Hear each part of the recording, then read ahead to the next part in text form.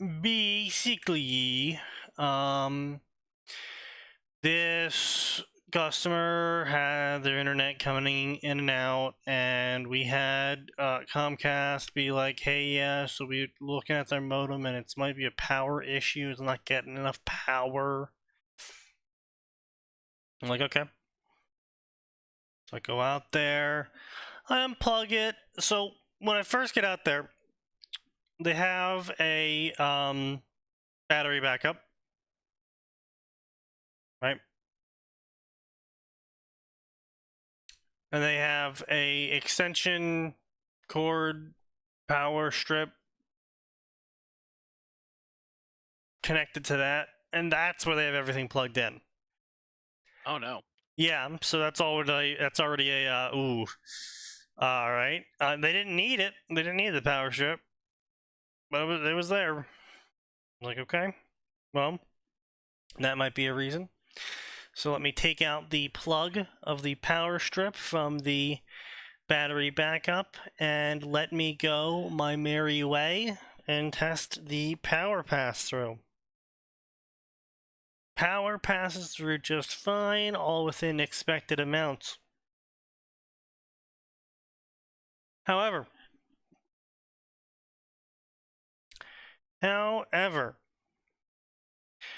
I go to unplug the power strip from my voltage and watt tester, and it disintegrates.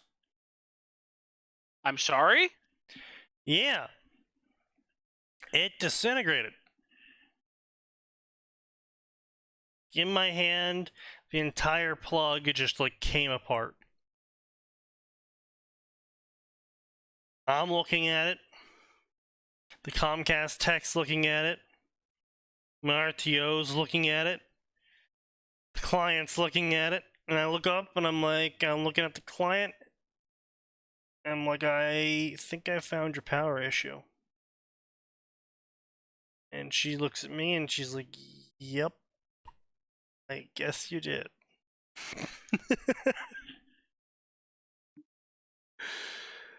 And so we swapped everything over to using the battery backup instead of a power strip. And everything worked fine. So, I have a story to tell. So, And it's actually a really cool, happy story. So we were burying my grandmother today, which is not the part that was oh, cool and happy. Um, but my father had found a series of old letters that no one in the family had ever seen before. sure. They were from the 1930s when my grandmother was in college, Okay.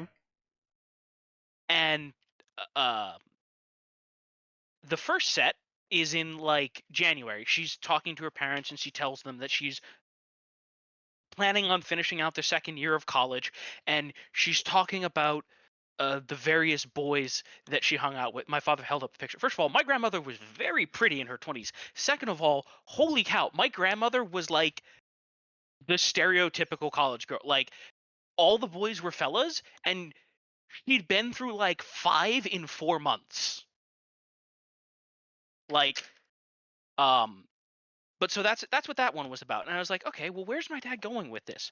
And then the next one is talking about how she met a guy named Bud, my grandfather.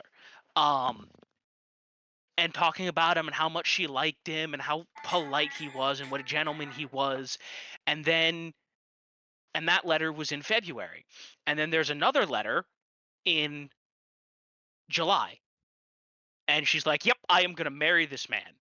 It was a very sweet, and they were together for a very long time until my grandfather passed away because of cancer. But it was a very sweet, touching set of letters, even if we don't quite know everything that my grandmother said, because dear Lord, her penmanship was abominable. That's Um, that's fair, yeah. but yeah, it was just a a really fun little love story, like The Notebook, but not fake.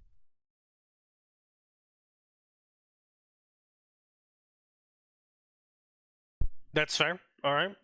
Yeah, really. Just you know what? Romance wasn't dead at some point, and I would like to show those Romance letters wasn't to dead in the 1930s, according to Atin. Well, Atin, thanks for your input on that one. No problem. What I'd really like is to show those letters to every fucking half-wit on this website. I see. I see where you're going with this. I see where you're going with this. You want to sexually harass people? No, I want them to know what how actual humans write letters. Right. How actual humans interact. Magical as that is.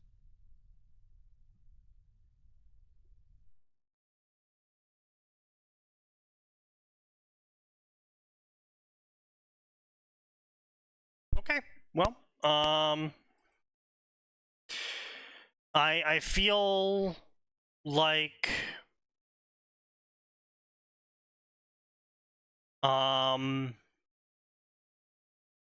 you would not have the best of luck with that one, especially among the Zoomers these days. With how many people we've encountered who said their bad grammar and misspellings of words is a writing style.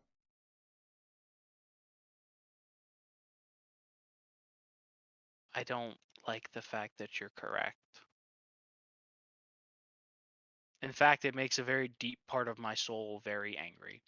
Yeah. Yeah. Mm-hmm.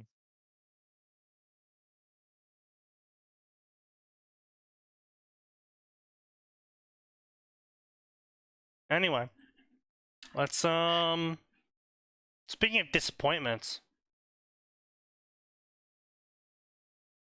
Ruby. Oh God.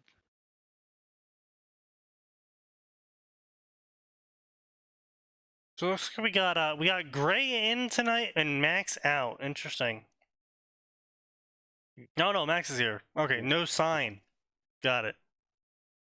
Yeah, Sign is unfortunately still fighting off the horde of zombies that attacked him recently.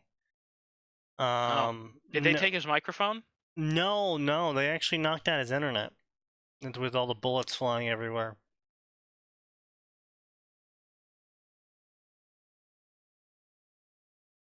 Louisiana. Yeah. Weird place. I'd take Florida over it.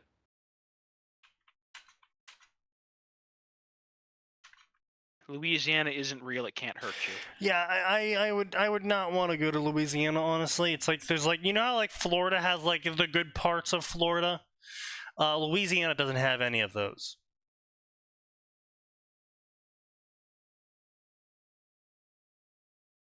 So yeah, that's my shade I'm throwing today.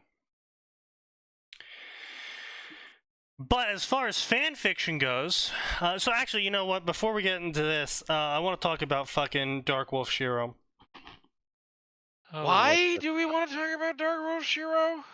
Because I've finished attempting to read all 15 of his new stories.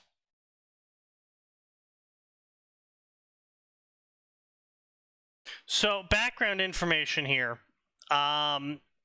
After his extreme popularity from his Necromancer story, he decided to write a set of stories that all have a lore-based origin point, I guess you could say, of, you know, the story framing is Guild of Gamers. Yeah, that's the name of it. Guild of Gamers, and then it's like the Operative, the Supervillain, the Craftsman, sort of TF2 style naming. And I tried to read all of them, but a majority of them, I would say I favorited maybe two out of like the 15 that there was, and I followed like maybe 4 out of the 15. Unfortunately, a large majority of them, because these are meta contextual, they're already tainted with all of the problems I have with his other stories. Like, some of these Guild of Gamers stories are like, so the child of the post-epilogue version of my character that I spent 500k words giving power-ups to is now going to have their story written about them, and they're going to have a gamer system on top of already being a demigod, and they're like their gamer system's the craftsman system. But actually, they've spent the last 500 years before getting the gamer system learning how to craft everything. So when they started with the craftsman system, they got mastery in every single craftsman branch already to start out with. And just got like a whole bunch of nothing power-ups. Interesting. Yeah, like you got a whole bunch of fucking power-ups. And like the reason why I was excited for it, because it was a fucking Warcraft story. I was like, okay, so you get a gamer system about making shit, and you end up on Warcraft at the start of it was either the start of Frozen Throne or the start of WoW. Depending on the timeline of some of those events. We never get Warcraft stories. Yeah, I know.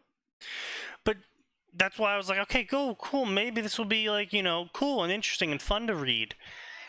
And then they just open up with that, where it's just like, oh yeah, the character's like literally god tier Titan style body, already is a master of every single crafting field, literally can just like bang a piece of copper and it turns into a god killing weapon, literally one shots everything. And it's like, okay. So when do we get to the part where we get to read a story? Never.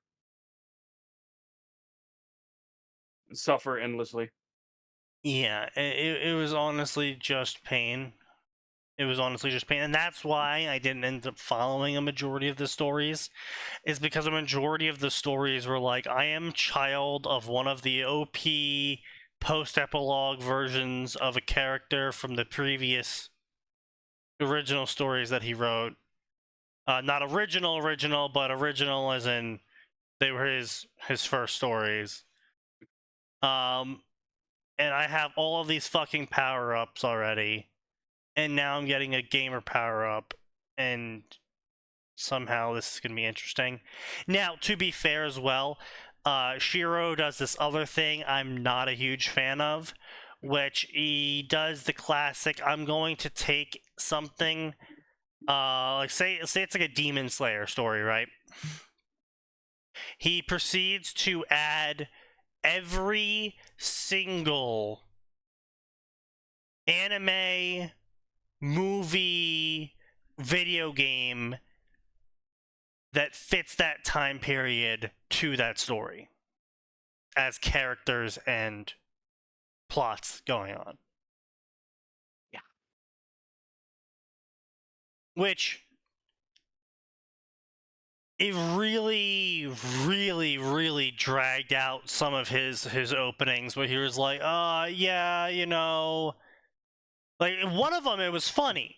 The supervillain one, it was a good job on that one, where they think they're being sent to My Hero Academia to be a supervillain, and they're like, oh, this is gonna be easy. My Hero Academia, I watched 2 episodes of that, but that shit seems pretty low tier. They wake up in Worm, however, because it's not My Hero Academia, it's My Hero Academia plus DC plus The Incredibles plus Worm. And it's My Hero Academia taking place in America because Japan got nuked by Leviathan. And so a bunch of the gangs in Brockton Bay have a bunch of the characters from the My Hero Academia cast, and the heroes and villains are filled up with the ranks of DC characters and such, and the Incredibles are like an independent Cape Team Worm, and it's just kind of just like, all right, I'm here for it. I'm vibing to it. He doesn't pay too much attention to all of those changes, and just kind of basically, he more or less, everything's based off of either Worm or My Hero Academia to explain their power-ups. Any DC or Incredibles or other superhero property that gets added to the series is more just having their characters imported than adding their mechanics in. So, like, Starfire isn't an alien. She just triggered and got those powers. Except here's the problem with that, and I know you already know this, Sneaky, but here's the problem with that. Starfire doesn't have one set of powers. I'm aware, yeah. You stupid fucking shitbag author. Like, in Worm terms, Starfire has like 4 or 5 distinct powers. Yeah. Because she has a distinct flight method, which is not related to her bruiser rating, which is not related to her blaster rating. Yeah, I'm aware, and it's kind of just like a question mark how they're trying to fit some of these characters in. But thankfully, the story is literally about the main character being a supervillain schemer who does more political action and social action than actual throwdown fighting. So you don't have to be concerned with the power matchups usually. Like I said, that was one of his stories that was tolerable, and so you can imagine how the rest of them are, because they all do that. It's like, fucking whoever the operator was a Mass Effect mainline story, but also had a bunch of locations, like Night City from Cyberpunk was in this story, but it was on Novaria for reasons. And sometimes the fusions are tolerable. A lot of the times the fusions were just not interesting at all, or they bloated the story too much. But speaking of things that are pretty awful and bloat the story too much, let's try and read a Ruby fic tonight, gentlemen. How do you feel about that? I wish to die. Interesting. Yes. Of dragons, rings, and dust. In another time and another place, the strings of destiny play a different song. Siegfried lost almost everything to the Grim, of course. He swore he wouldn't again. Taking up the sword and walking down the path of a knightly huntsman, he finds himself facing a plethora of obstacles, warlords, criminals, monsters, and a dark conspiracy that threatens all life in the world, and of course, women.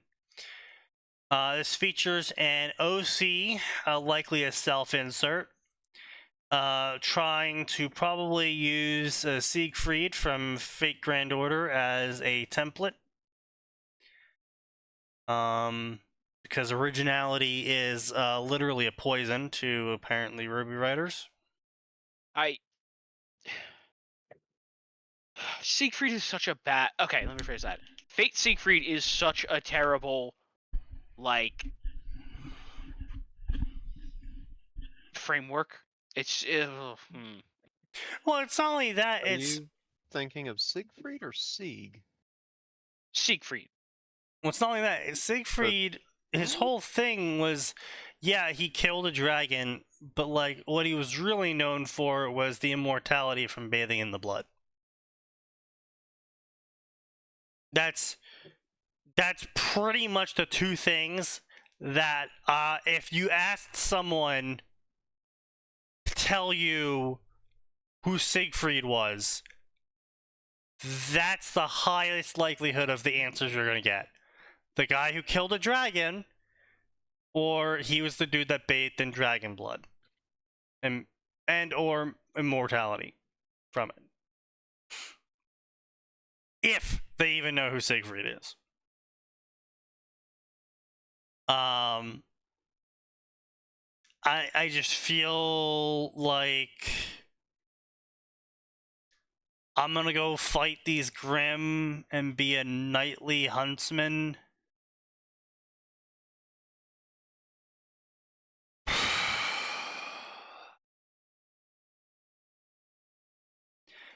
I don't know. I'm on a mixed bag about it because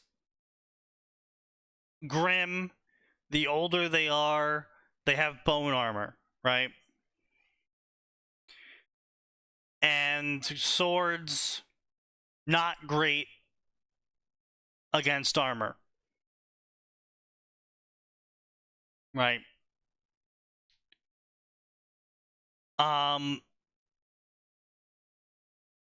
I don't know. I feel like if you're gonna try and do this sort of story, you're gonna have to invent whole cloth. Enemies that he can kill, plots that he can stop, reasonings as to how he's gonna get away with only using a blade. I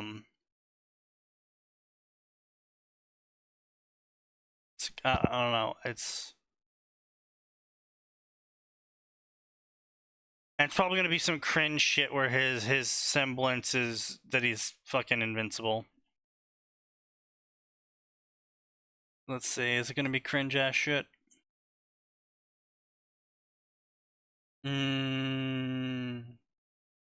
Yeah, it's gonna be cringe ass shit. As the raven flew down low, a snowball hit the side of a tree. It glided down and landed on a branch and noticed that the tree was what appeared to be a cabin.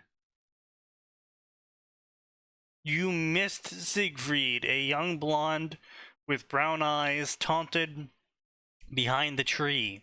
He ducked out and threw a snowball back. It pelted a dark redhead boy right in the chest. He returned it with throw that got blonde right in the face. Got you, Gunther, redhead boy smirked. He had... Who the shit fuck is Gunther? He's Gunther. Probably some German dude. Yeah. Sieg Heil and all that. No, No. Why would you suddenly... Alright, you know what? No. I know why you defaulted. You're you. that's very rude. Am I wrong? But it is rude. He had bright blue eyes and pale skin. Okay, never mind. God damn it! You know what? That's the first time in a hot minute we've had to check that fucking bingo bitch off. Yeah.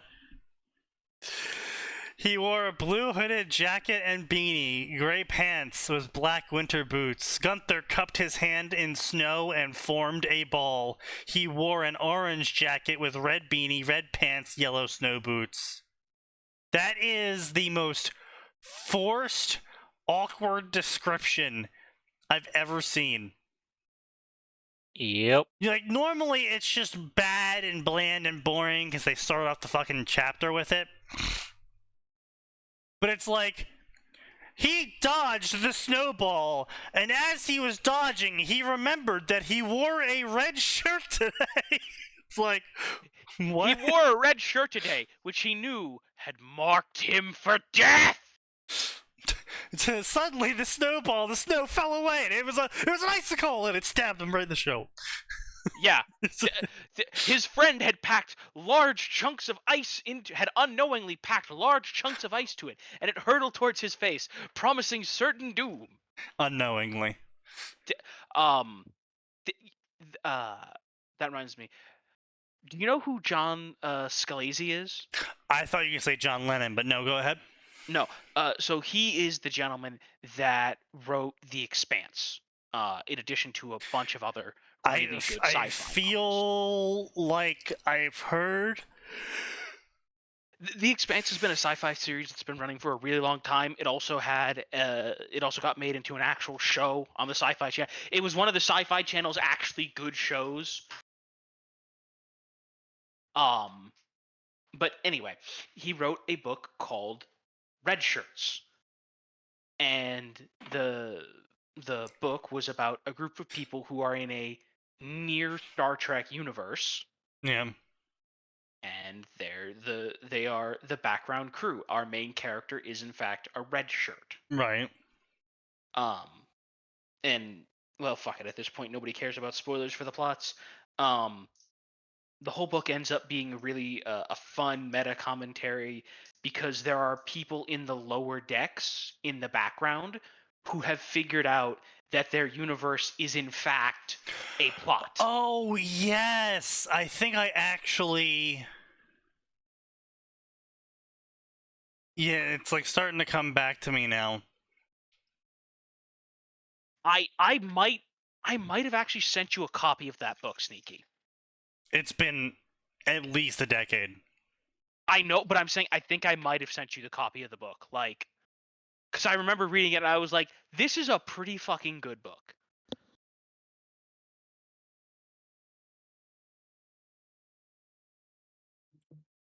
But yeah, so Yeah. the right, and there's a whole bunch of other meta shit in there which I don't need to get into, but it ended up being quite a funny little book. Red Shirts by John Scalise. One of the few books I've read that does meta awareness well. Right. It does in fact end with a direct appeal to the reader to maybe not just senselessly kill off background characters. But the drama. How else are you supposed to get people attached to your main characters? So anyway, speaking of senselessly killing off hang on. background characters, guess That's what's really happened easy, to though. Gunther? That's really easy, though, answering Max's question. Yeah. Just do what Fire Emblem does. Yeah. Kill their fucking dad. Yeah, that's yeah. Like, Oh, just a side note, I've Atin, gotta ask. Atin, have you gotta considered? ask. Have you considered, Atin, that that's an incredibly racist statement, implying that they have a father? Oh, Fire Emblem's fine with killing your fucking mom too. That's fair. It'll Fire kill your Emblem has a real fucking hate boner for parents. Makes you wonder if the creator has a complex, maybe. Sometimes they even let you play as the parents in the mission they die. Oh, wow. It's really fucked up. Give me Yeah. Hector I'm back, you hoping- fucking I- motherfuckers. Never. I was kind of hoping though that when you would go for the easy low hanging fruit of just be a better writer. Yeah. But But we all know that's that's not that's not. Yeah, it's not happening. Yeah. Fire Emblem is a equal opportunity parent killer. Yes. Damn right it is. So anyway, speaking of killing off background characters to increase our investment in the main character, Gunther dies. Oh shit.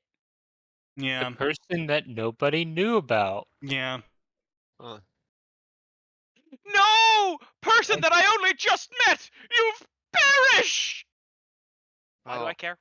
Yeah. Wait, isn't Gunther actually someone from Siegfried's Legend? Probably. It would not surprise me at all if we just watched them rewrite part of Siegfried's Legend and ruin it. I am, Max, considering the lack of creativity found in 99.99% of Ruby's writing fandom, I would not be surprised if they literally copy-pasted some sections of Siegfried from the Wikipedia page. No, I mean his actual tale. Yeah, Which, that's what I'm saying. you know what? Actually, you know what? That'd be funnier if they copy-pasted. C8 the says old if it German. gives birth, it can die. That's yes. That's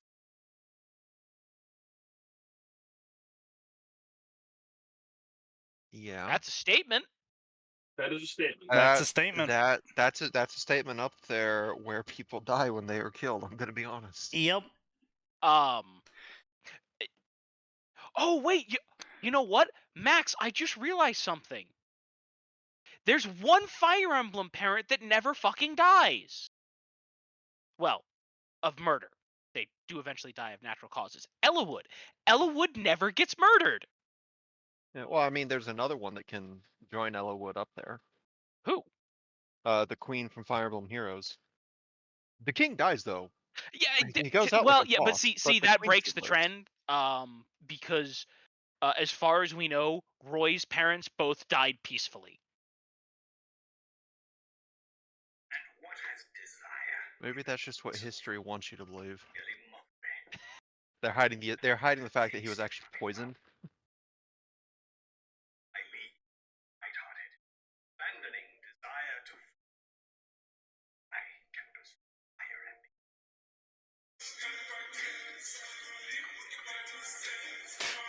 God fucking damn it. What? What? Best villain. I will not Never. elaborate. Never good when Sneaky laughs like that. Oh god. Honestly, I don't know. I think Ruby could have done with some character death, honestly.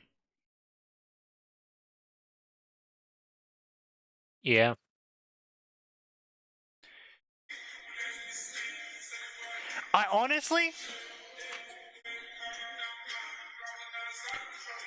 I think that after releasing the red, white, and whatever trailers, if they had made episode 1 be like this 10 to 15 minute crazy fight scene featuring Summer and her dying, and like, you know, as she's dying, she's like laying on the ground dead, she's like holding a picture of Ruby, and then the next episode picks up from there with Ruby and team. That would have actually been a really decent. That would have intro. been surprisingly decent. I mean, we'd be able to see Summer looking badass slightly instead of, you know, Yeah, just the I've had fucking that. nothing that we have now.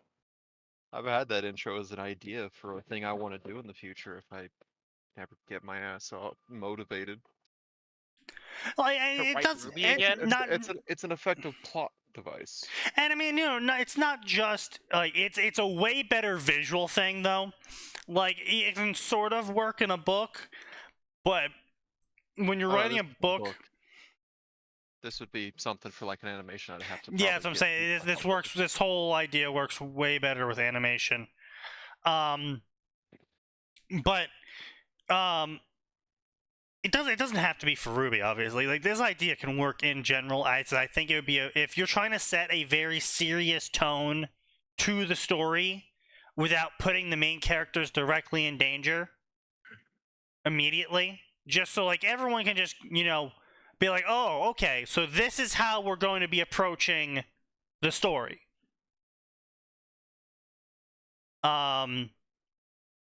Just the first episode, or even half of the first episode. I mean, you know, I say 15 minutes, but, you know, a good 15-minute, 10-minute chunk.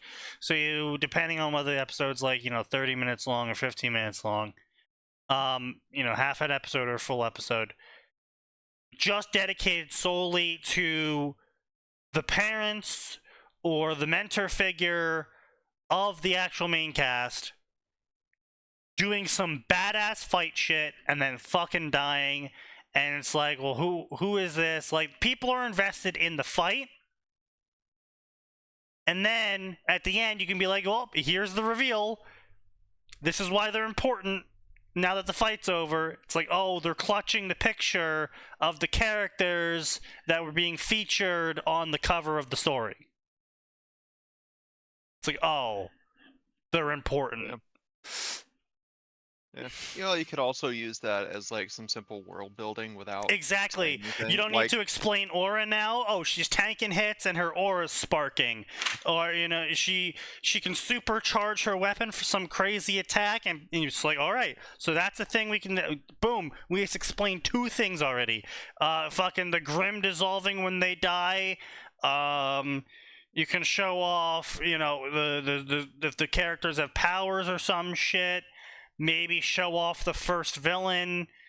But you don't even have to show off the first villain, Yeah. right? You can hint at the first, right? You could just do a projectile slamming into the back.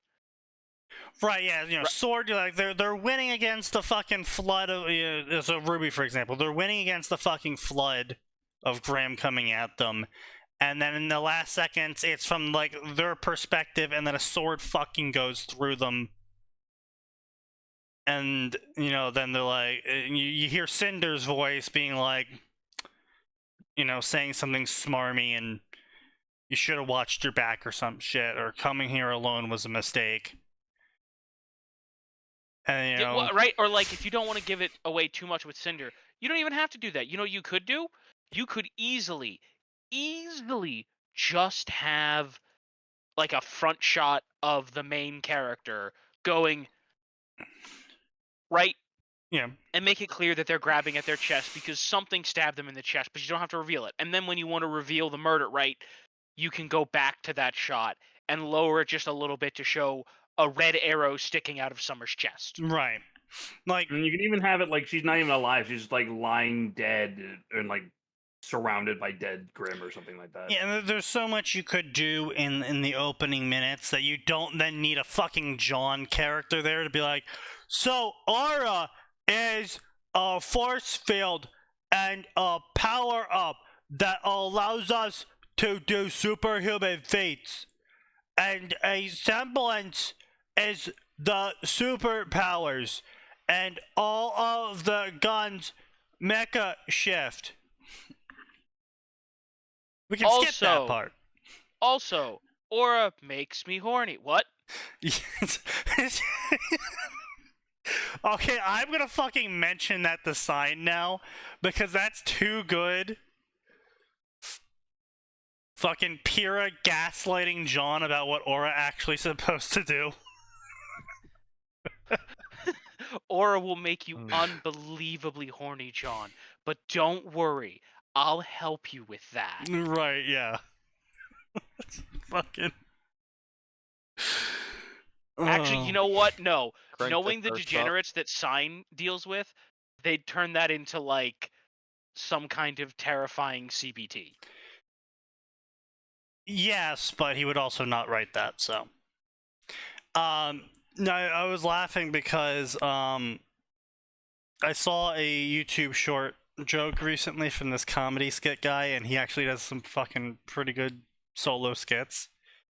And the joke was these two guys are talking, they're complaining about Women's History Month. And the real joke though is the second guy being like, yeah man, I fucking hate Women's History Month. I have to fuck 15 more women. And it's just like, wait, what? Excuse He's you? like, yeah, it's Women's History Month. You have to let women have sex with you, one woman per day. He's like, who the fuck told you that? Wait, you mean I don't have to do that? No! Wait, what do you do for Pride Month? When in Greece. And then it just swaps over to person two who's just like slowly You know what? dawning at horror. You know what? I'll give him that. That's a funny one. He's actually got some pretty good skits. Another good one was he had these three guys, which were all him. But you know, guy one, they're all talking about addictions. You know, guy one is talking about his addiction to being racist. Guy two is talking about his addiction to COD. And guy three is like, man, I just hate it when all the colors mixed in with the whites because he's holding up laundry. Uh-huh. And then it shows all three guys, and the other two turn to look at him and go, same. And then those two, the laundry guy and the racist guy, look over at the COD player. Because, you know, the joke, the racist guy is like, oh man, I hate the colors of the white. But everyone's like, wait, hold on, COD player? No, everyone should have been like, hang on. Oh, right. But yeah, he's pretty funny. He's a pretty funny guy. He's really mastered the art of telling a story in the span of 15 seconds. That is a difficult thing to do. Yeah.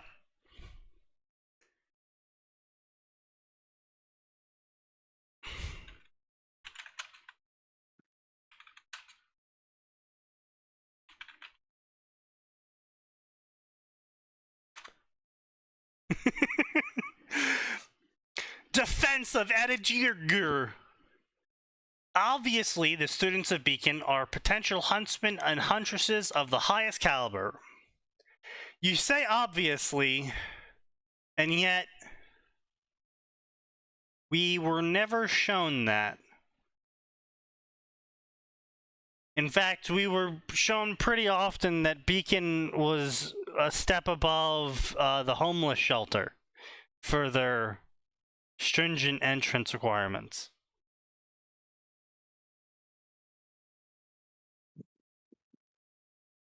And who they took. So, yeah, that's the other thing that I wasn't super thrilled about with the first couple seasons of RWBY, where they like made this big deal about how they're getting into Beacon of all places, and it's a really big deal to get into Beacon. And then they just have like some of the most incompetent fuckwits be part of the class. And it's like, how the fuck did these guys get in? What are they? Affirmative action? Cardin was affirmative action for special children. Yeah. they had to meet their quota. Yeah, you know, thinking a little more on that, it's kind of worrying that there wasn't like an interview portion or a written portion. Well, apparently there was an interview and written portion because Blake took them. Yeah, but that was apparently like special circumstances rather than the stand. Yeah, she did take them. Yeah, it was mentioned like once. She got in through special exception. Yeah. Which I think is funny as fuck now that I'm thinking about that. Fucking Ozpin just whips out a test. He's like, oh, look, I know you're a terrorist, but take this test and I'll accept you. You know, I don't think it was ever mentioned. It was just special exceptions at Osmond's recommendation. I know she got interviewed before she got accepted. I think that was less interview and more interrogation, though. I mean, it's like the same thing.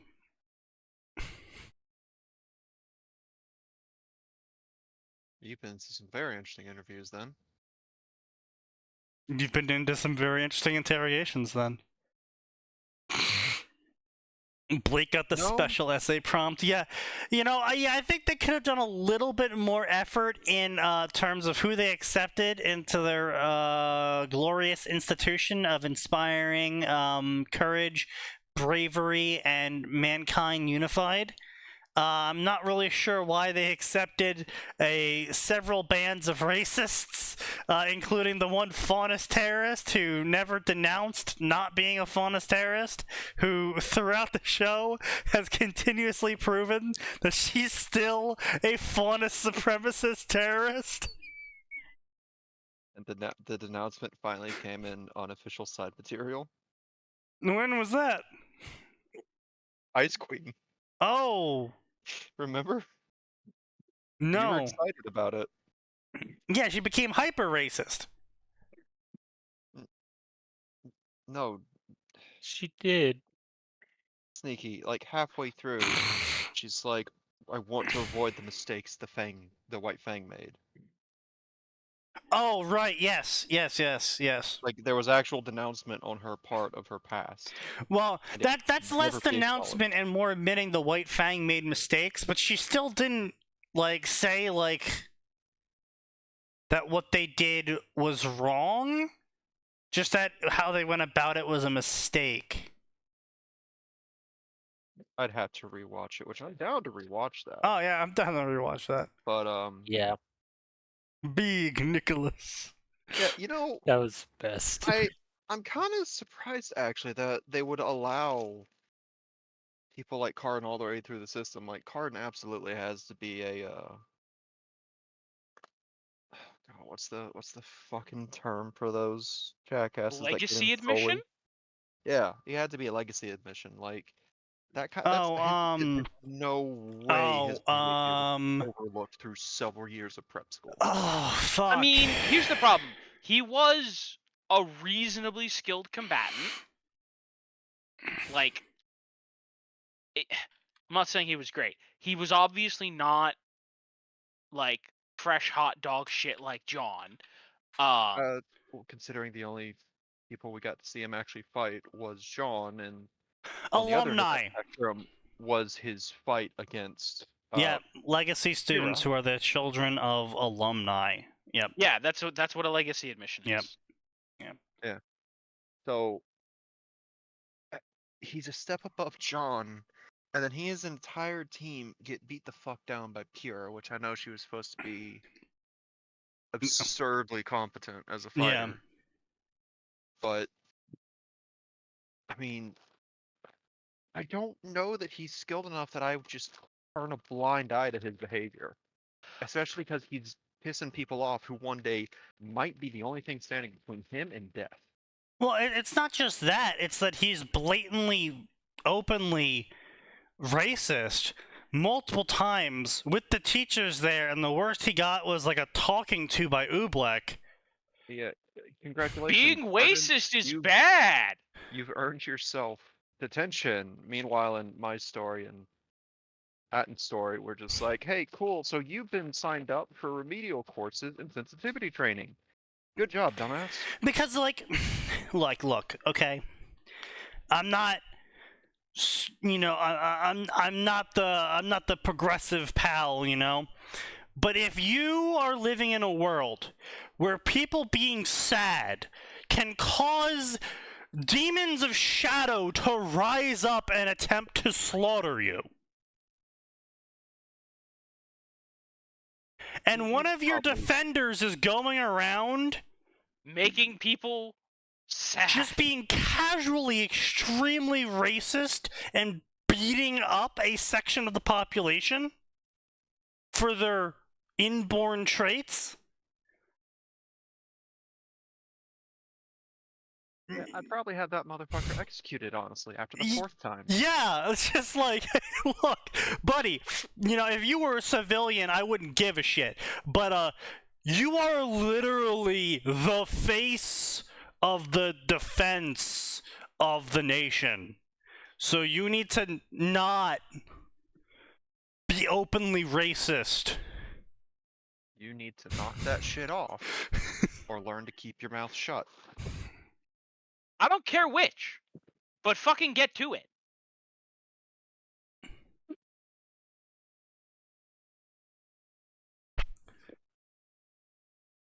Yeah, there's a lot of stuff that, if you've ever actually enjoyed any fiction in a death world like Remnant, really doesn't make sense past a certain point. Yeah, it really does not make sense. I will continue to defend volumes 1 to 3 for the charm they had when they started out. 3 is where the writing peaked, as far as I'm concerned. But once we left the high school, and it's like I've said this to Max back when we even first watched it. You know, I was like, look, yeah, you can honestly, you can make the background dressing of, you know, apocalypse world or whatever you want, and if the story is just going to be something happens, a majority of the episode is the really cool choreographed fight, thing is resolved, or maybe next episode thing is resolved after another really cool choreographed fight, and like there's some dialogue and decent interaction between the characters in between the giant choreographed fights. I honestly couldn't care if they didn't pay too much time or energy or effort into making the background dressing of the world be even remotely accurate, if the whole point of the show was just these choreographed fights. But ever since season 3, there's been a distinct lack of really good choreographed fights. Yeah, they were on the cusp a couple of times, but only a couple. Like the Cinder versus Raven fight was almost cool. Yeah. And then they started doing the bleach teleport. They did the bleach teleport without understanding that there's a way to make that look really effective. Dynax were like, Honestly, "We're how to make did you those kind of guys fights see the clip from One Piece? What happened this time? There's a lot of clips from One Piece. Okay, Oh, so the one with yeah, Law. yeah, with when they're fighting Big Mama, yeah. So Oh, is that the good one or bad one? yeah, what do you mean it's It's a good one or good. bad one? It's a good clip. Which? Oh, okay. Yeah. Good. It's that one. So basically, instead of doing the whole "I'm going to teleport behind you because I'm so fast," and it's just going to be a static screen of the character teleporting because of how fast they are, they decided to animate the entire fight scene from the perspective of the "I'm so fast I'm teleporting" character. Oh, that's cool. Oh, they may have straight up been inspired by Dragon Ball Super's Broly movie where they did a first person perspective for that fight. That why don't more things do that? Aside from money. Let's see where. Yeah, dude, that literally nothing happens during this entire fucking video. You didn't even watch it before you linked it. What video? A The one fucking that- C8 linked a video that he didn't even bother watching. Oh, he didn't double check his work. Which one? The one in memes and shitposts, or the one in fanfiction? Fanfiction. Fanfiction. Because we're talking Okay. about it right now. You posted two at the same time. I was just curious.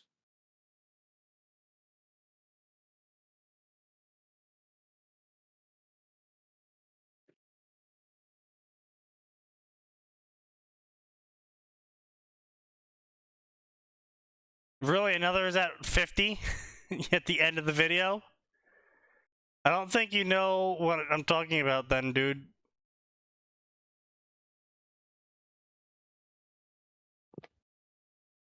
Anyway, it is the Big Mom fight though, where the character it's from the perspective of the character as they're fucking running around, and the whole screen is like basically motion blurring, as they're moving around. It's actually really fucking cool.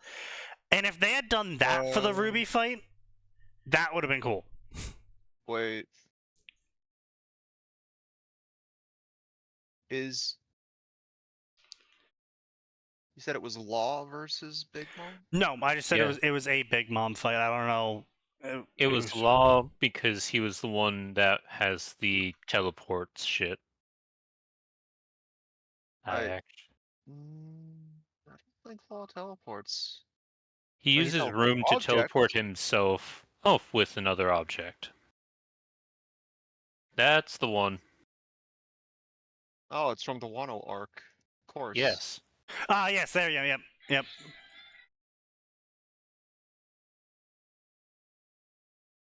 Yeah, the one that finally finished in the manga a couple months ago. They went on hiatus. Fuck you. I'm done. Finished a while ago. Which one went on hiatus? One Piece. Oh yeah. Well, the hiatus is technically over. Question mark. It's Is it been- 5 weeks? It's only been like 4. But anyway, Oh, yeah. you're talking about the hiatuses that we have been on. I thought you meant the current hiatus.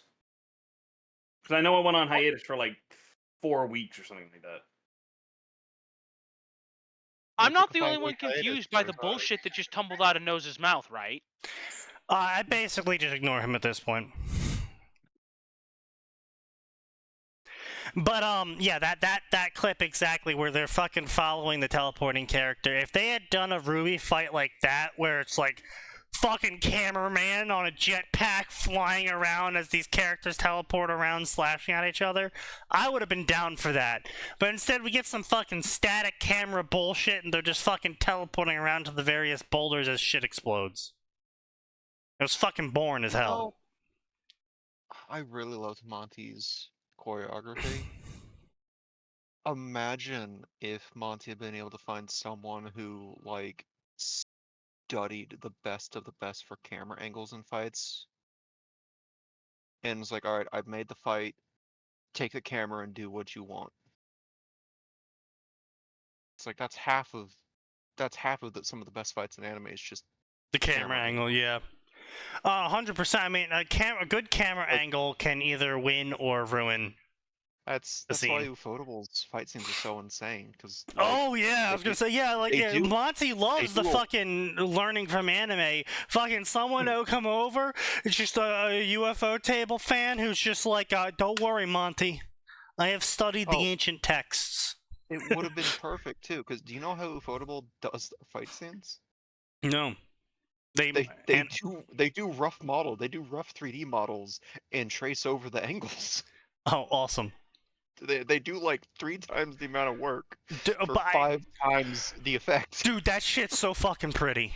Yo, I can't wait for them. Aren't they doing the next Fate? No. Yeah, they're doing the Strange Paradise or whatever. It's already released, isn't it? Strange Fake. Strange Fake. Yeah. We have a 1-minute teaser. A1 is doing it, and honestly, Oh, A1 has A1. been getting a lot better at their fight scenes. If only they would fix their fucking audio. Like, I engineering. have to say, Demon Slayer would not be as interesting of an anime to watch if Beautiful wasn't doing it. Yeah, if Ufotable wasn't handling it, it would have been worse. Yeah.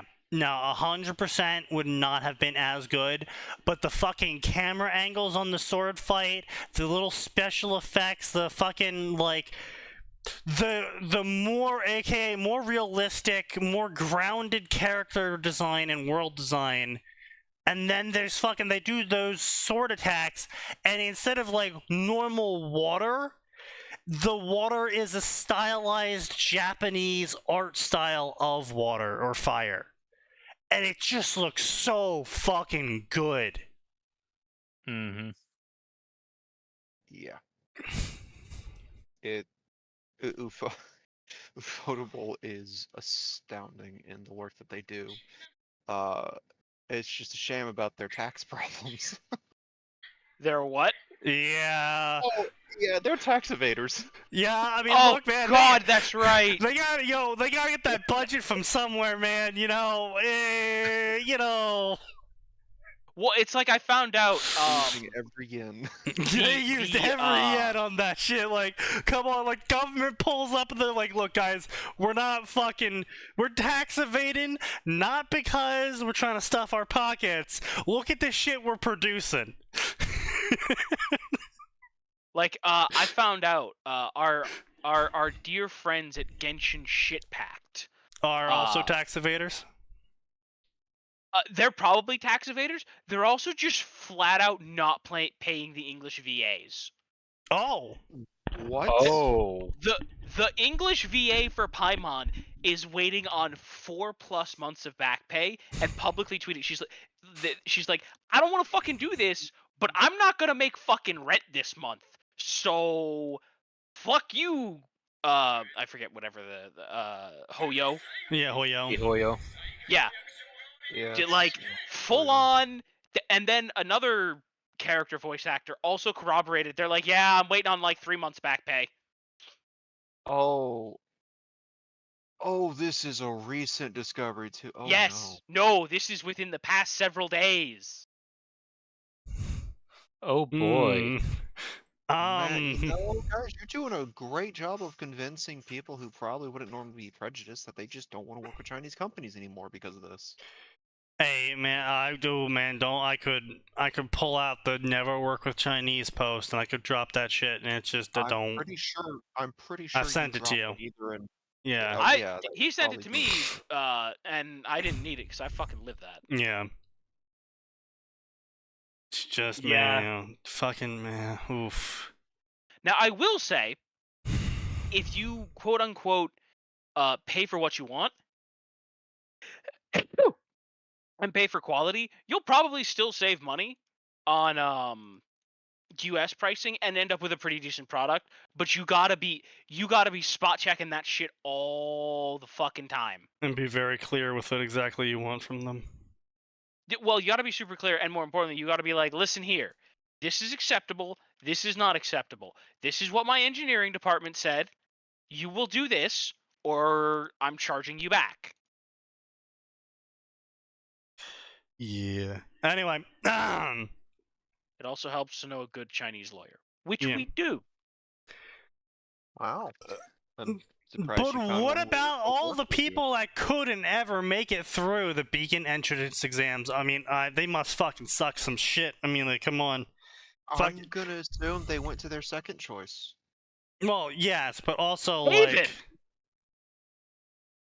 you know, What John. if that's why Leo is so nervous? He's just gotten all the fucking academy he knows his entire school is made of nothing but goddamn second stringers. Well, I mean, you know, come on, if fucking John can make it in, I don't know, man. Okay, but to be fair, Ozpin you know- made some kind of super... Which, I want to be clear, Ozpin seems to have a problem with special fucking exceptions. Hey, maybe that's the real reason Glinda got shit canned. She gave them a special exceptions per year coupon book. Yeah. But anyway, no, but real talk. John made it in, yeah. So yeah, sure. He had fucking special exemption. He got into. He still made. So he gets the test, right? He doesn't have fucking aura. He gets the test. He unlocks his aura mid-test. Doesn't know how to fight. Still gets through the fighting part of the test. Wait. But I just realized something. Pierre wasn't surprised at all. Is that a common occurrence that people just get into the combat portion, get into initiations, and just don't have aura? They're just, it's just assumed they're that good. No, I think Pyrrha was just that fucking desperate and was willing to overlook almost anything from John. Yeah, but it would have been recorded though, because they had cameras on like every pair. Yeah. I mean, and of course, Glinda was like, "Are we sure we want to let him in?" And Osmond's like, "Nah, it'll be fine." And we still don't know why Osmond said that, and we're never gonna know now. 'Cause Yeah. I swear to God, if they get greenlit past Volume 10, They're getting mocked. They're getting mocked so hard. I want Volume Hi, 9 Kaz. to be the end of it, Right. solely because they claimed Monty gave them enough notes to make 9 volumes in total. Yeah. Notes they threw out with Volume 5. Yeah. Because they said, we rewrote everything because people predicted it, because they're hack writers who don't understand that predictability is fine as long as it's written well. Oh, No, they predictability is wouldn't written well. great. Like, you Yeah. being able And to that's sit what happened there- with the f***ing Game of Thrones series Yeah. too. Happened with that. Happened with. Well, no, don't forget, Marvel. Game of Thrones also had the problem of they finished the story and then got super confused. Yeah. Well, they finished the story because Grimm hadn't finished the actual story. Yeah, they pulled a Full Metal Alchemist. He Yeah, still like, hasn't they- finished the story. He's not going to. I don't think he's going to. Yeah, dude's gonna he's fucking not. die. Film that out of spite. Also, you've probably, with how bad this is, how so bad it is, you've probably found it already and bought it, read through it, but I've got to post this. Okay. Now, I will say, another funny little bit is, honestly, I think G.R.R. Martin is currently in the process of setting up a worldwide treasure hunt for when he does die, to find his notes for the rest of the series. He's gonna make his own One Piece. He's gonna make it One Piece, Yeah, exactly. he's gonna make it a Except- One Piece. Except the One Piece is him describing his dinner. Yeah. No, I left everything I wrote in the grand paragraph. I left everything I wrote exactly in my treasure spot. You can have it if you can find it. By the way, it's buried in China. Go kill him. Oh my god, no, I can see it now. They have a public reading of G.R.R. Martin's will. Oh I god. fucking hate my extended family. Fuck them all. I've hidden the ending to Game of Thrones on a treasure hunt, and if you finish the treasure hunt and can bring the ending, which my editor and lawyer have a copy of, to this location in 10 years' time, guess what? You inherit the entire series. All the money. I have left all You of my money, all of my written works, my journals and notes, and you just have to find it. Next thing you You know, everything he's left is just his hundreds of character sheets of Elden Ring characters that couldn't get past Margit. It's all going to be buried in an untreated wooden box. Yes, So after 3 years, it's all rotted anyway. exactly. There's a The only thing countdown timer on it, guys. The The box only is thing you can also read- treated to fall apart after 7 years. Yeah, No, it's untreated. untreated. Oh yeah, That- no, that yes, I'm shit'll sorry, just untreated. rot, and that'll just rot in 3 years. And thus began the age of Martin. The Age of Grim. They were seeking. Many people sought the Grand Rune, the Elden Throne. The Americans of schizophrenia. Oh, come The on, now, let me, Chinese of let's see. workplace and So, you know, safety. we got the Dead Sea Scrolls, like, come on, the Fat Man's Journal. Yeah. Yeah, Fat Man's Journal. And the Taliban going, what the fuck are they doing? I buried it somewhere in the desert.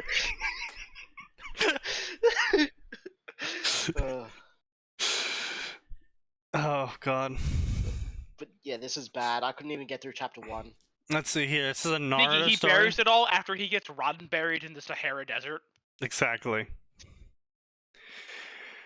Which, real talk, anyone who wants to go and make fun of Gene Roddenberry for making Star Trek, which is Utopia, Gene Roddenberry could kick your fucking ass. Yeah. I'm gonna be honest. I think my plan for finding GRM's work is gonna work out. Wait a year, then go check the British Museum.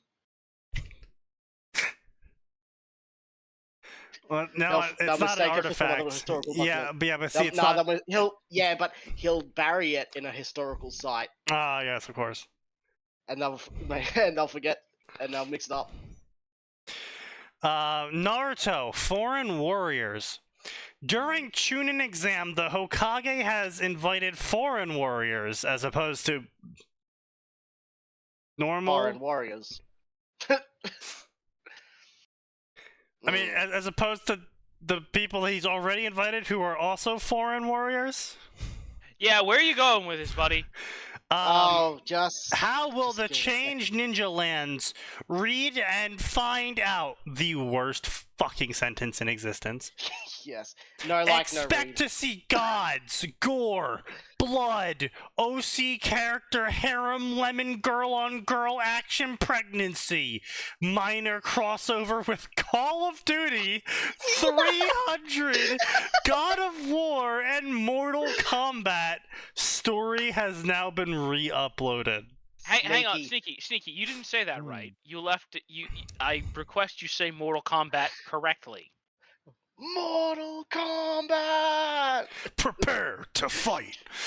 Exactly. Yeah, I'm gonna be honest. The summary has the best grammar and punctuation, and is the most readable. legible.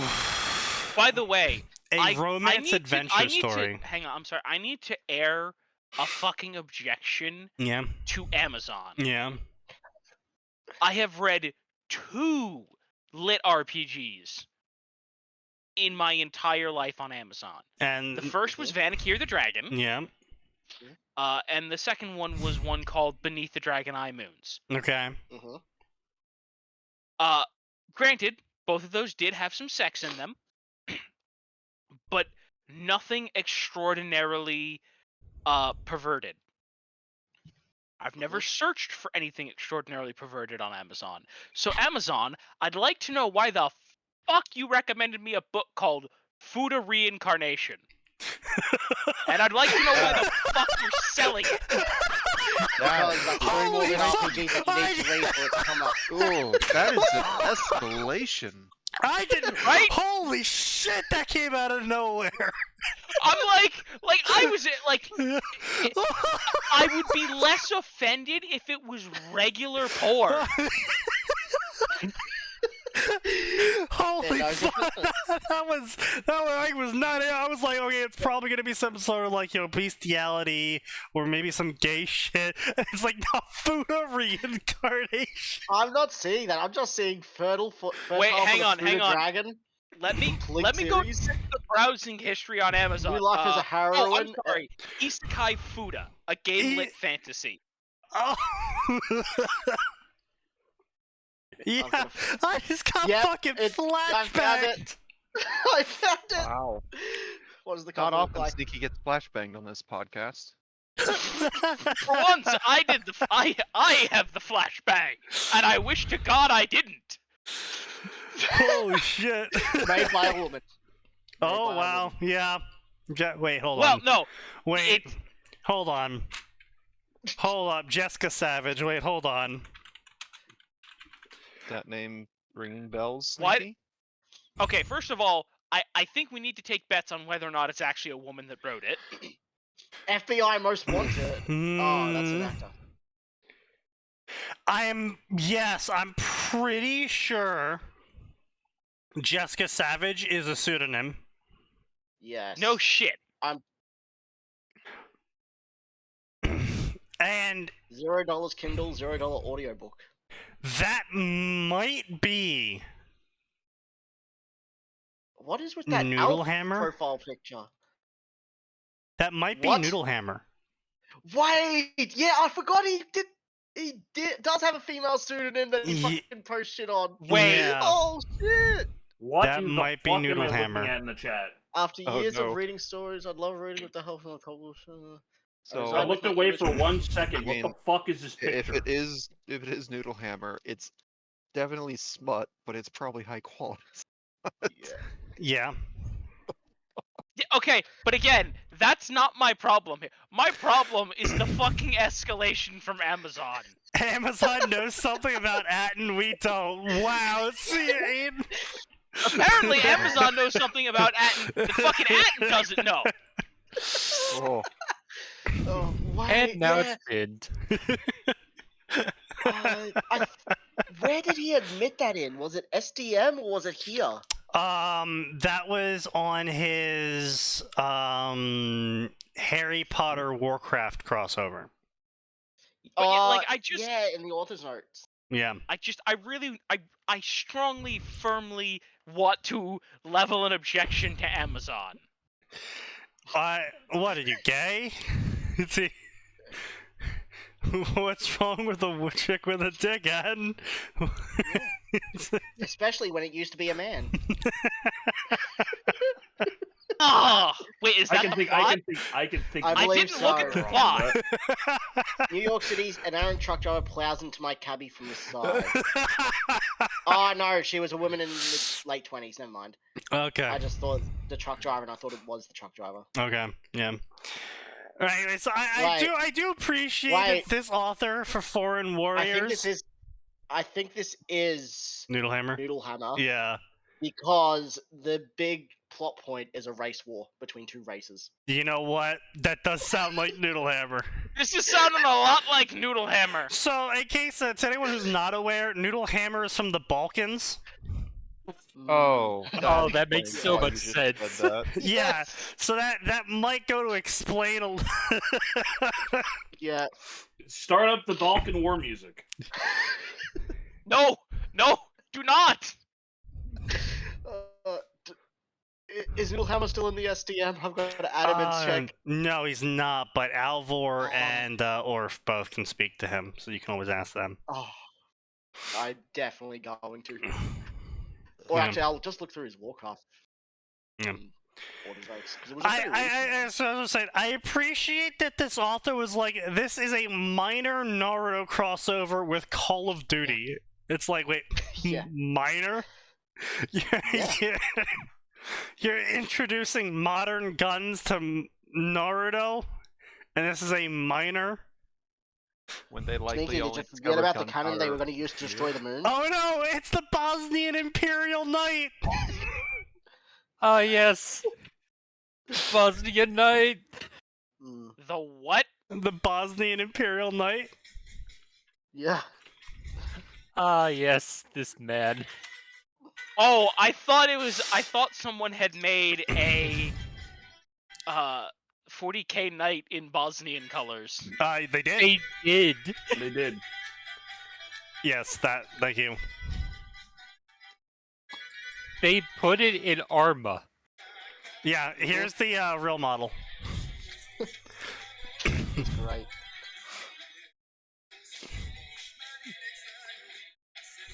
It's the The Bosnian Knight. He's here to kick off the next Balkans war. Oh.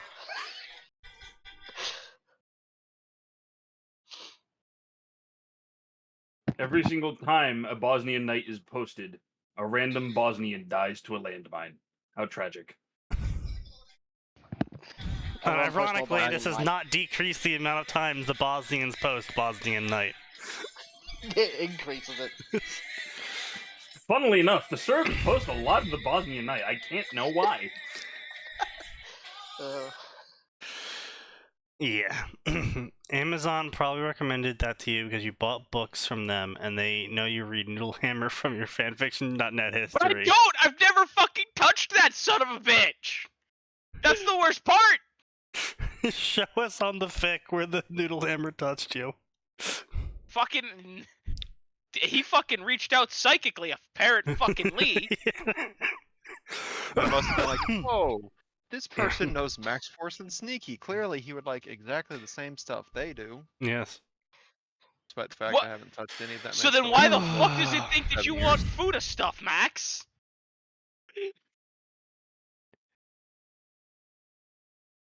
Say again? That got fucking awkward fast. Jesus. Yeah, that's, alright.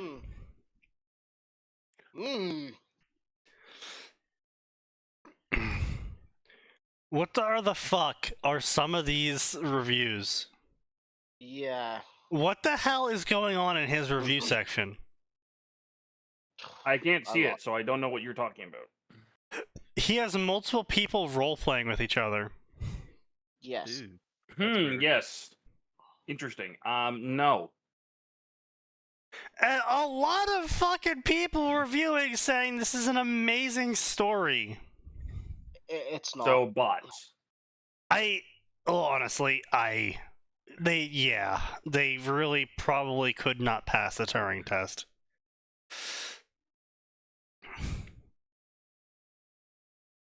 Yeah, just a lot of guest reviews that are posting like conversation snippets. I'm not really sure what the fuck is going on here. Oh, Unless boy. it's a guest reviewer just literally reposting the story, but I don't think so. I mean, wouldn't be the first time. First sentence. Third Hokage! Hiruzen Sarutobi No, was no, meeting no, with no. both. Let the sentence sit. Let it marinate. Right, I see. Right, it's got a full stop. Yeah. The third Hokage. Full stop. Oh. Oh, okay. Yeah, That's it. that's the Stop. sentence. Paragraph. Yeah, that's where we're That starting. particular writing style choice thing. Hiruzen Sarutobi was meeting with both his council and Jonin who had Genin. You forgot meeting the with. Oh, the with. My bad. I was trying to help Oh, him. Lord. Yeah, no. I'm always astounded, Sneaky, how often you make good grammar bad and bad grammar good. What can I say? I'm an equal opportunity chaos. Just drink more. I don't think that's how that works, but alright. As you are all well aware, the Chunin exams are approaching. This is a time for our fellow nations to come together. However, this year there is going to be a change, Hiruzen said, confusing the Jonin. Beg pardon, Lord Hokage. What changes exactly? She asked. Why did he why did he spell his name like that? Kakashi. Wait, hang on. Kakakashi. He he did. Wait, isn't Kaka? Yes. Oh. Kakashi asked. This year we'll be having foreign people from different countries coming to the exams.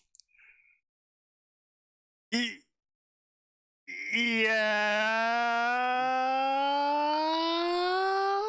Yes.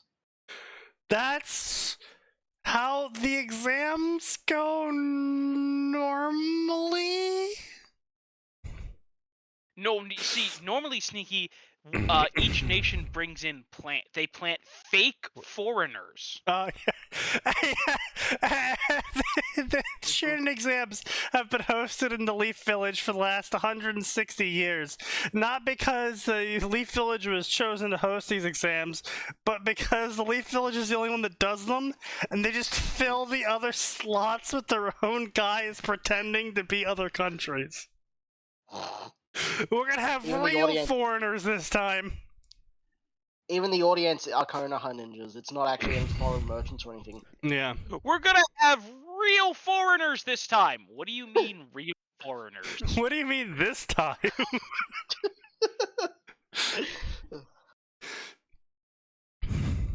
These warriors will not be ninja, but high-level fighters from different countries. Hiruzen said, surprising the Jonin.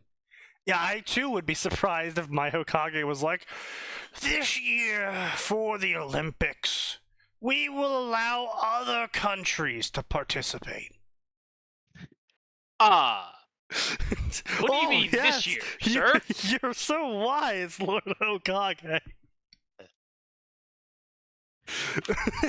Lord Hokage is truly that wise. We'll allow the lesser creatures to participate this year. What the fuck is this? No, it Kurnia? was Kurania? Kurnia, yep. Kurania asked. Also, it turns out that might not be Noodle Hammer. Apparently, he is Jennifer Hayes. Ah, yes, that's what it was, yep.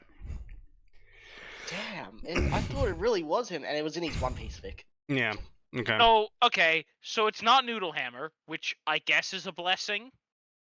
What are you Which talking about? Was the Kaifuda race war? How is that not him? Yeah, honestly, you should be like, hey, yo, bro, is That's this the you? That's the real life Noodle Hammer. Yeah. Asked since never in history of the Chunin exams We found out that have the real life. foreigners have ever been allowed to participate. Okay. Well, I hold see. up. Also, guys, we've discovered the secret truth that Noodlehammer has been a woman named Jessica Savage all along. Yes. I'm sorry, I'm not fucking drunk enough for this. Give me a moment. Yes. I always love it whenever the fics I recommend do this. Mainly because Or I'm also sneaky drinking. more than he already has been. It makes me proud as an Australian. We're going to accept foreigners. Saratobi, are you off your meds today? Oh. Like, Ugh. this is one of those instances where, like, did this person read or watch Naruto, or have they gotten Apparently, all that? Has all their info been secondhand through fan fictions that are more often than not AUs? I don't Like- know because every fan fiction just usually follows canon. Like at least the sand, it gets up to the tuning exams most times, and the Sand Ninja. What is it? What? Unless he only reads one shots that have nothing to do with any of the foreign ninjas. You know, I'd. Do you mean And be aware, this Okay. has been out since 2018. nice? On a different note, I actually would love to see someone attempt to write a Naruto story, but their only experience with Naruto is coffee shop AU fanfics. And fucking high school modern day AU. No, just coffee shop AUs. I want to really narrow okay. it down. No, that's too much yaoi.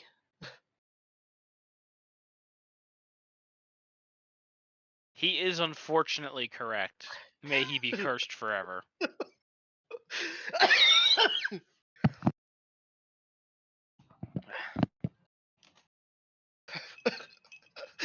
Ah.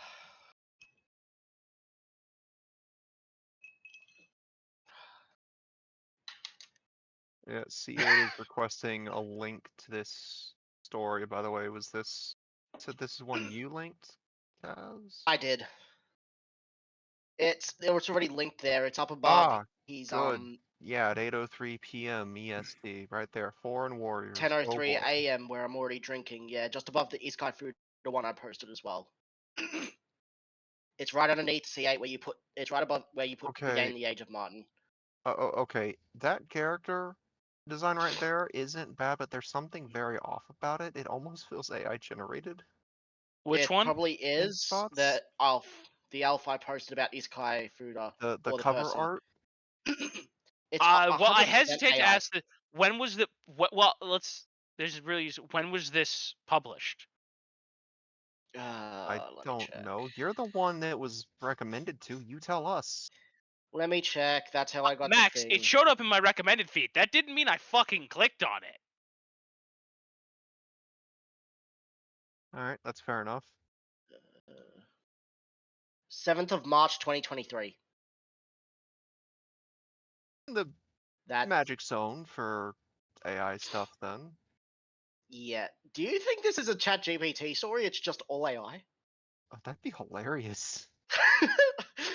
That would be absolutely astounding. I'm actually kind of curious about that possibility now. Quick, someone make Because that's a throwaway 100% an Gmail AI account and then a throwaway AI Amazon account. Let's get the sample downloaded.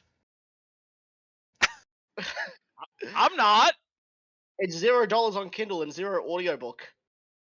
Dude, $0. For Free? me, it is Kindle 000 for Kindle Unlimited. Oh, okay. I was about to say that's usually a Kindle Unlimited thing. Mm. I don't have that. I don't think I'd want anything like Well, this I was near gonna say if my it's free for phone you, either. then I guess you're the fucking guinea pig. No, I am not 'Cause I'm downloading an sure- audiobook of Isekai Food of Reincarnation and listening to it. Because Oh that wait, is the audio? Wait, is the audiobook the only thing that's free? Is that what you're saying? 0.00. Yes. That's so weird. Why is the? Who did they get to read this? Chat GPT.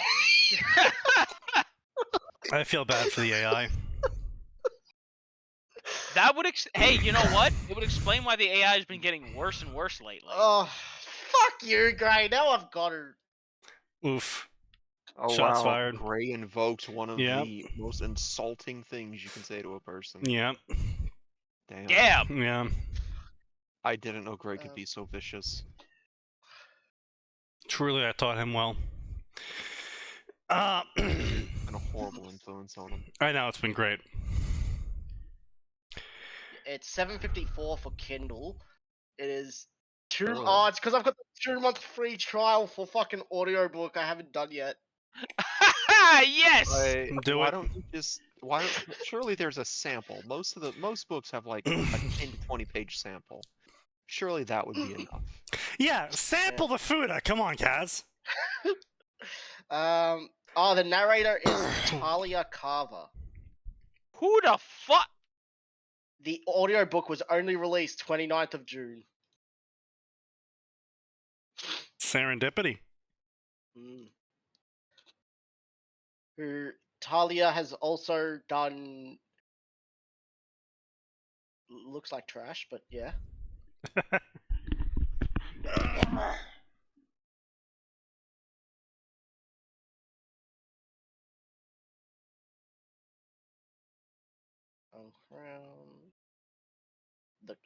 The color plague. Oof. What? The color plague, the color thief, book 2. What do you mean book 2? It's book 2. Okay. Oh. And there's book 1 as well. Nice. Anyway, so back to this. There is no need to be concerned. There are only 3 participants coming to the exam, each from a different country. One from the nation known as Sparta, another from England, and from Russia. Wait, what? Wait. Wait. Those aren't the same place. What kind of fucking AU is this where Sparta still stands? Because how else are you going to have Kratos and Leonidas from 300? Of course. Each of them are the most promising warriors of each country. Wait, what? Wait, hold, wait. One from a... Needs a moment to process. There are only 3 participants coming to the exams, each one from a different country. Okay. What? How do you do team-based tuning exams? Okay. You see, these 3 are They such are the team, huge Sneaky. fucking badasses that everyone else Right. is required to team up to stand even a modicum of a chance against them. I forgot that these 3 apparently spell team with 5 I's in the Apache word for self-reliance. You see, what you didn't understand is that Dante is just going to perfectly time the Royal Guard button on every single one of them. Oh, that would be awesome. You know, I'll be real. Dante and Royal Guard is pretty intimidating. That's true. That's why I said it.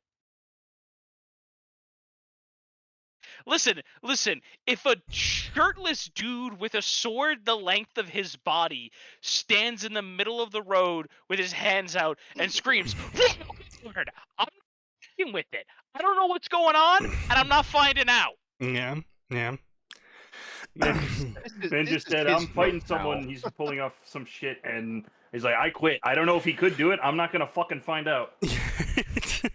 I mean, The guy tried to do a what if the Hadouken in a person fight. in the middle of the road's Kamina, and as he's pulling his sword out, it encompasses your entire field of view? He's just like, no thanks. You can have whatever you fucking want. I want nothing to do with you. Honestly, I would like to see Kamina versus Gamagori.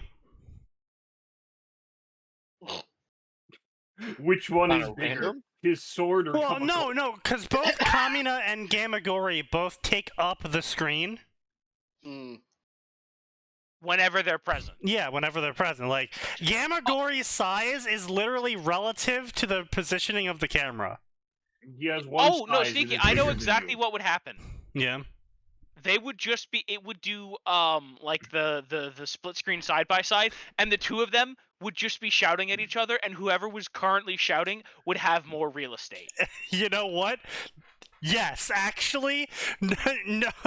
Wait, UFO? Yeah, UFO was also behind Kill la Kill, weren't they? Come on, great. You've got to give me a pass, please. No, My no. card was expired. It was a sign. Cowardice. It's a sign. It's a sign. please. I'll take it. My A sign card, of cowardice. Yeah, my card is that's- expired. you can take it, Sneaky, but you're not the one the decision lies with. No, It's I know. Gray. Oh, good. Or's getting in on it. Yeah, but I don't care about Aura's opinion, so that's fine. Oh, wow. Oof. Wow. Ultimate defense.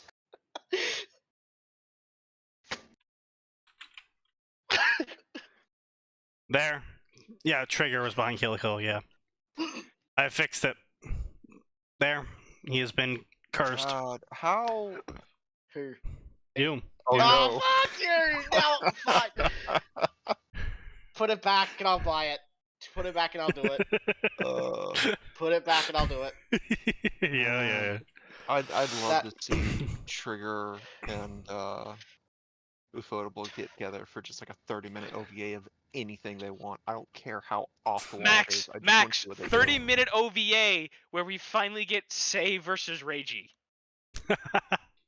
If Bandai wants to pay those 2 studios for that, I will not complain. Give it to me, you fucking bastards! Okay, hear me out. It's Trigger and Ufotable, Mhm. but they're animating a short story by Uro Butcher. Actually, you Oh, know what I'd God. like to see those 2 animate? Wait. Is this Earl Butcher in a good mood or depressed mood? Because the man has 2 writing moods. He was just asked to write the next deconstruction anime.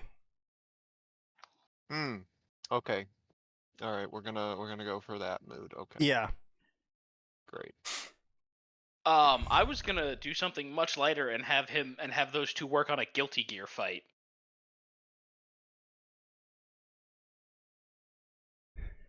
But anyway, yeah, I would like to see Gambagori versus fucking Kamina animated by Trigger. Wait, didn't Trigger? Yeah, Trigger. Wait, hold on, Trigger did both of them. Yeah, don't come on. Let's go. Yeah, yeah, Yeah. because Gynax eventually became Trigger. Yeah, Trigger did fucking both Kill la Kill and Gurren Lagann. So I would love to see Kamina versus Gamagori in the style of a Trigger anime fight. Where, yeah, quite literally, their manly spirit is gives them more screen space so they can attack better. No, it's not that they attack better, it's that they reduce the other guy's ability to dodge. How is Isekai Food a 9 fucking hour audiobook? She read it real slow and sexy. I don't fucking know, mate. Jesus Christ. Are you sure it was a she that read it? Talia. Yeah. Talia Carver. Talia Carver. Now, look, I'll be the first to say, right, we're actively questioning if this was being written by a woman, so no promises there, I suppose, but... It is a female. No, it's a female pseudonym. No, the voice actor is female. Oh, okay, the voice actor. That might used to be a man. Anyway, each of them are promising warriors of each country. Okay.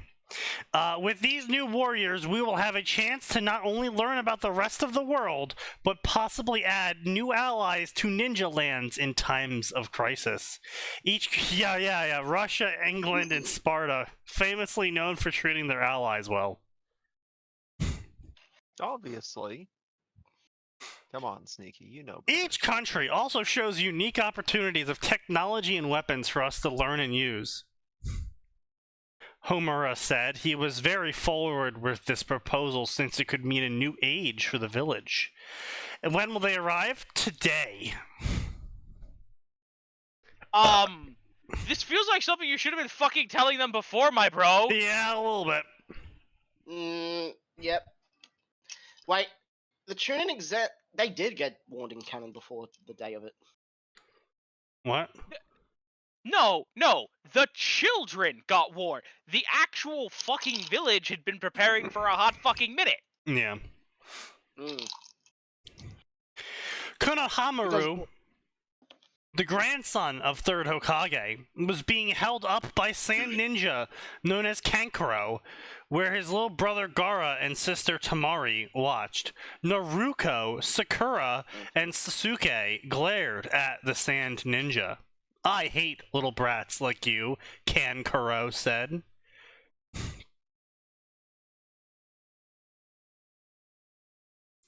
Hey, a male voice said from behind Sand Ninja, making him blink and look behind him, seeing two people. First, man dressed in black pant, black combat boot, wearing white and blue striped shirt with black leather jacket. He had white skin, brown hair, purple eye. The second was woman wearing black pant, black purple combat eye. He had boot. a purple eye. With black shirt on. She wears white skin, brown hair, ponytail, and brown eye with glasses on. Drop the kid now, girl said, making him snort. Or what? Where are your headbands anyway? Kankuro asked, not seeing them. We're not ninjas, dumbass, the man said before dashing at him with insane speed, surprising him before he gave him powerful uppercut that sent him flying in air before coming back down while Konohamaru ran back to his friends behind Naruko.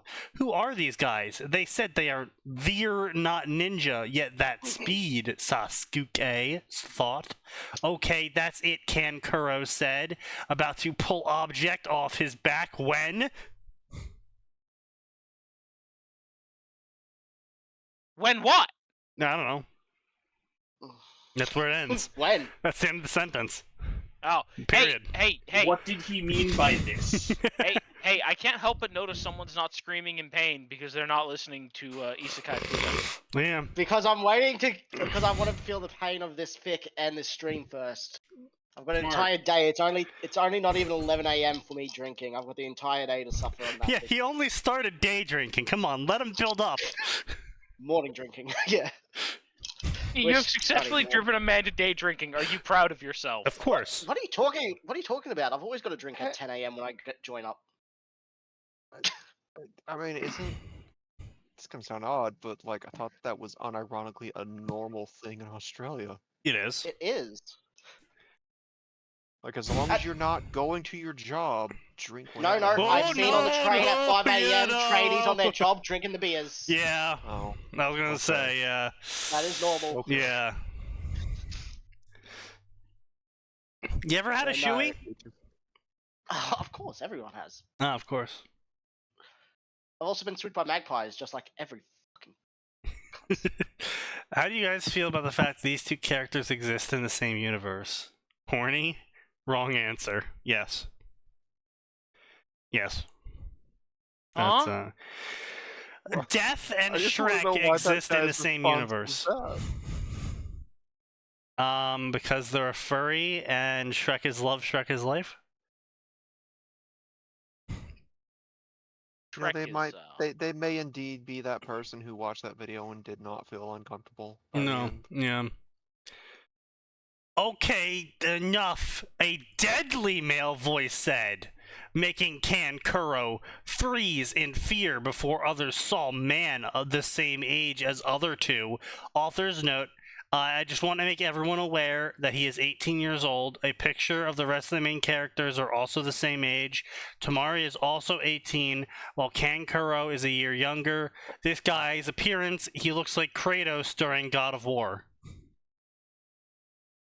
That really cleared it up. So, just needs to be pointed out, if this is indeed Kratos, This is 2018. This is Norse Kratos with the. no, this can't be Norse Kratos. This has to be Greek Kratos, where he will not stop when the ref says Oh stop. yeah, actually yeah. Yeah. We are going to see some death As in Yeah. the these God of Chunin War, not. exams. I thought he said as God of War. So I thought, but it's as the God of War Yeah. when he was actually God. So this is Yeah. after one. Yeah, The this is person had like- white skin, red mark on his face. Actually, he doesn't have white skin. That's the ash of his family Yeah. fused into his skin. But- Yep. A fact often overlooked by many people. Yeah. Mm. Kratos mark, author's note. Brown hair, green eye, 2 large blades on his back, author's note. These are the blades of chaos, just picture them. So, No. Well, hello, hottie, Tamari thought with blush. Reznov, you promised you wouldn't be... so all people.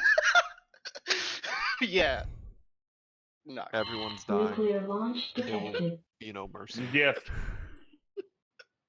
I'm just saying, whoever Fuck he you. gets matched up in the second part of the tuning exams, their face is paste. Yeah. Yeah. Yeah. Oh no, it's Kratos. And he's got the blades of chaos. Yes, I did get no and Sue just for the soundboard. Thank you. How come Kratos' Exactly. Ashcan curse still survived the death of the Greek gods? Because 'Cause something. Kratos was the one who was fucking something- cursed. Yeah. Something curses, something. As far as I'm aware, if their weapons don't stop working when they die, there is no reason for their curses to stop working.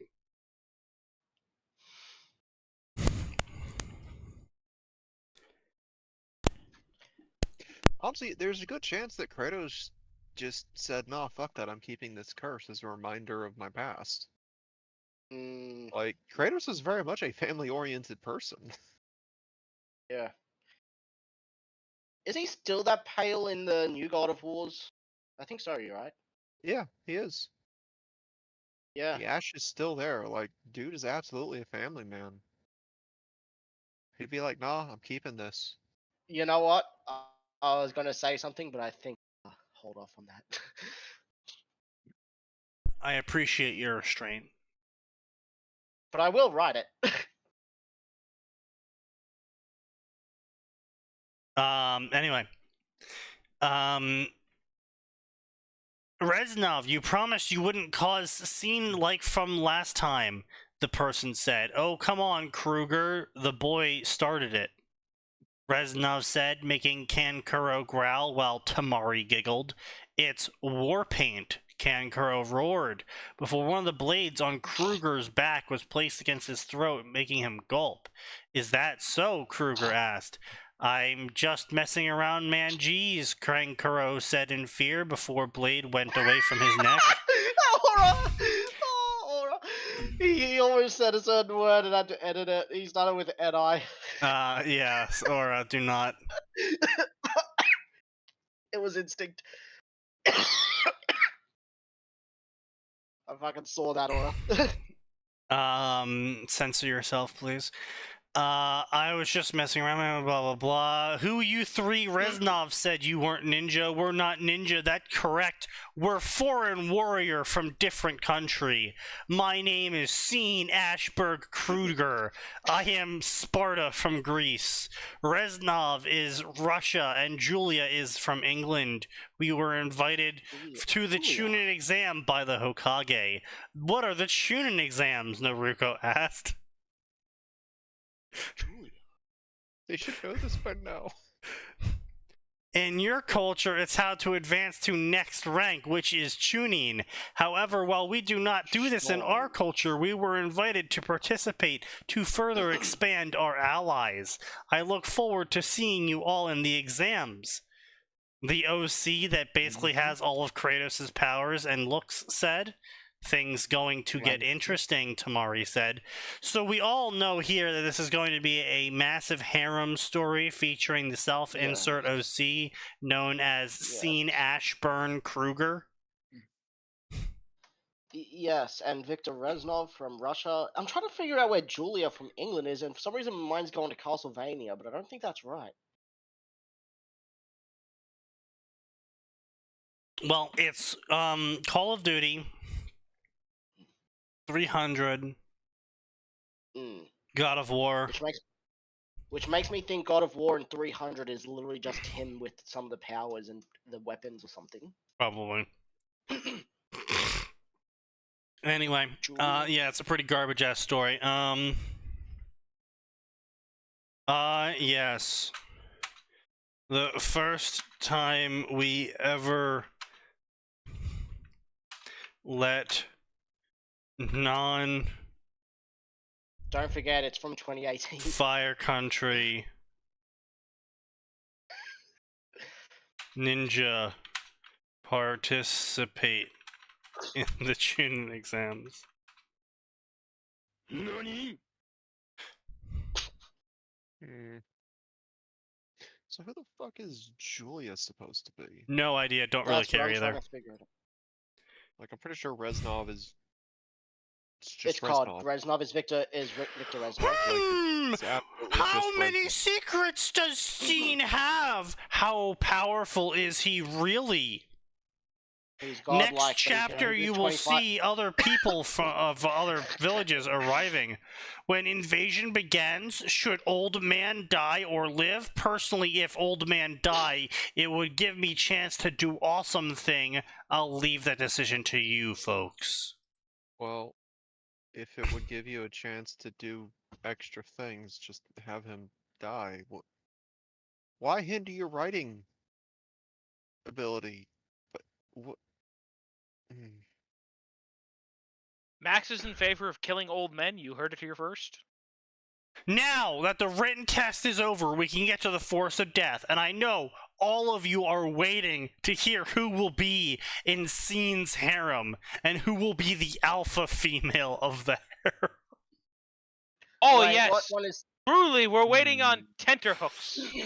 Tamari will be the alpha female. Naruko, Samui, Karui, Fu, Kurosuchi, Kin, Ino, and Tenten will also be in the harem. Okay, buddy. In chapter 2, he gets the ebony blade from Skyrim for some reason. I'll leave it at that for What? now, since I want to keep the harem open to additional possibilities. Why are there pics called Florida Meeting? Like chapters, not pics. Old Author, man, I'd like to keep you open to additional inspection of death. Old man will live. According to the votes. Asgard, Republic City. Republic City, isn't that Legend of Korra? Republic City, yeah, that's Korra. Yeah. Combat, Fairy Tale, The Alpha, Sakura, Story of the Godslayer 300. What the fuck is this? What the hell? These are all the chapter names. Oh my god. Oh boy, Scene and Anko made a bet? I wonder what it could be about. Anyways, I'm horrible at paying attention to my characters, and I'll probably leave some out of the story by mistake. So Reaper499 will help me make sure to remember all of the characters I'm putting in this story. You leave someone out of your story. By having a massive multi-crossover, Atin. Sneaky. Author's note of the final chapter. Author's note. Nice. Full stop. I love this chapter. It involved 2 mother-daughter threesomes with Sume and Hana, and Anne and Kim possible. Jesus Christ. Also, I've been thinking about adding some Greek mythology women to harem, maybe 1 or 2, like Red Sonja also becoming in Scene's harem. Jesus Christ, it just gets worse and worse. Maybe I should include a Call of Duty arc in this story. Vote. I'm considering making this story a crossover, since it has the potential to be one. It'll be a small crossover. And the rest of this guy's fix on and he fucking better. I can only pray that God himself so reach out his hand and smite your stupidity.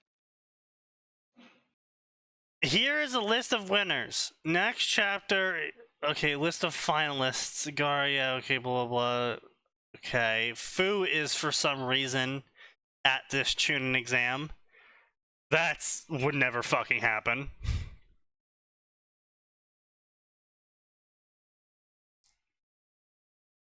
They would never send Fu away. No. Also, chapter 8 next chapter has Lemon. Yeah, I just skipped by it. What did you guys think of my lemon? They had sex in the Forest of Death. Oh, here's an update on the harem. In chapter 9, Hinata, Hotaru, Shion, Fuka, Ayame, Amaru, Sasame, Kayuki, Maki, Kagero, Isaribi, Toki, Haruna. All Naruto filler girls except for Hinata, and this list is bigger than the original harem. Yup. That's...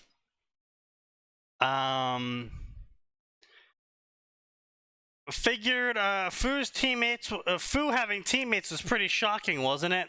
No. Next chapter will be a fight. Okay.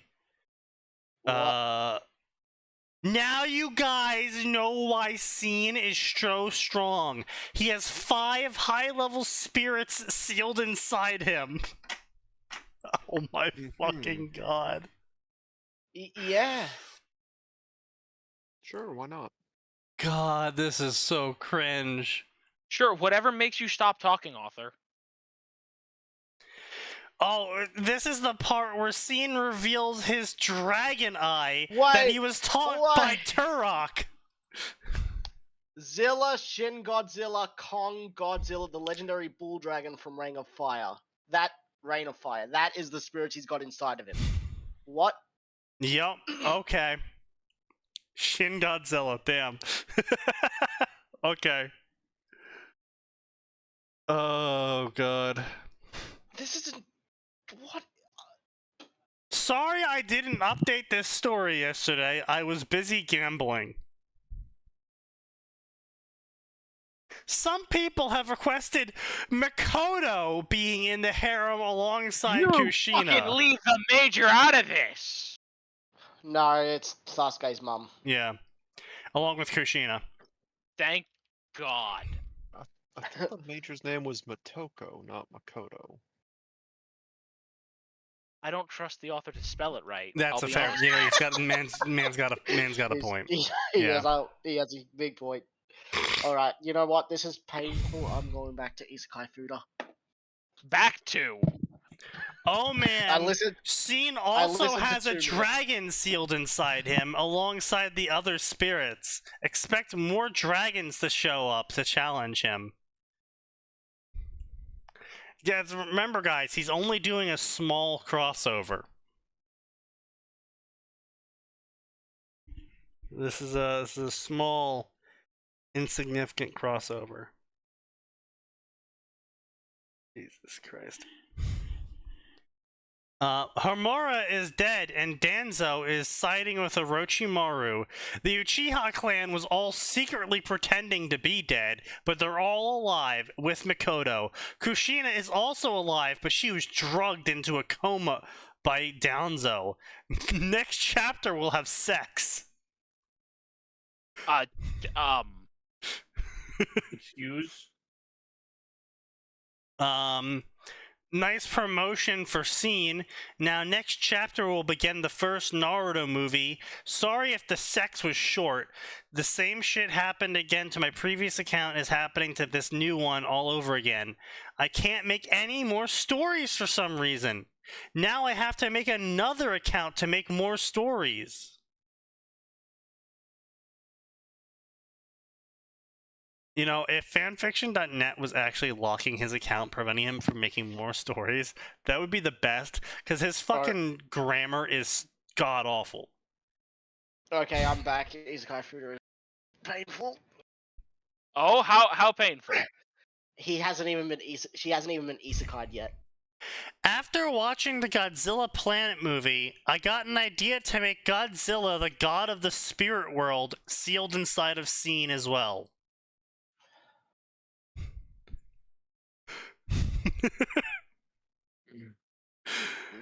Holy fucking shit, man. Now the fun begins. Oh no, Kiba's dead, haha. Anyway, next chapter is where the real fun begins. A lot more monsters will be showing up, and we'll be doing inhumane acts to advance the next trial.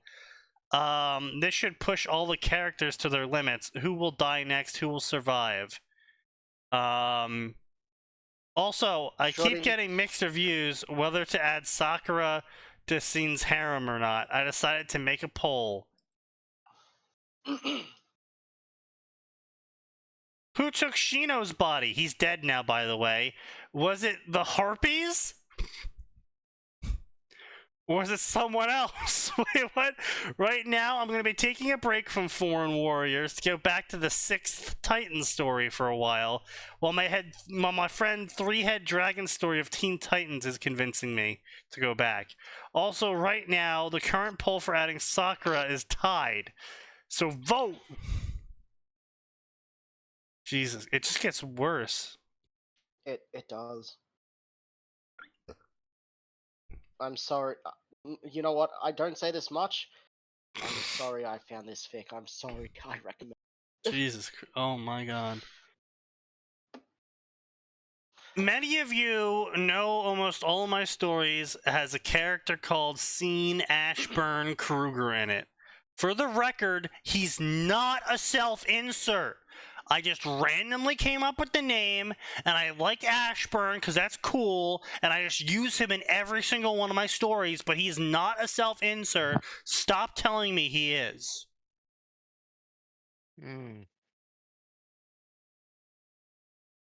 So this is probably a self-insert. Yes. Maybe, just maybe. Dude's got 50 fucking stories. That's a lot. And they are all... They all have a hefty word... Well, not all of them have a hefty word count, but all... He's got a hefty fucking word count to some of these stories. Like, Jesus Christ. What's his longest story?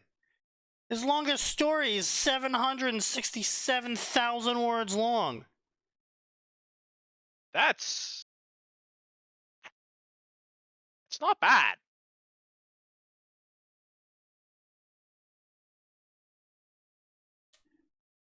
Well, much like fucking Stephen King, he is very prolific in his writing, but he's absolute fucking dog shit. At finishing? No, just dog shit. At writing, or in general. Writer of the League. While investigating a disturbance, Wonder Woman sees the carnage of the monster who sees himself as the judge, jury, and executioner. Sean Ashburn Kruger has the powers of Ghost Rider, and the League will investigate him. And many female heroes and female villains join his harem. Massive crossover, mega pregnancy harem sex.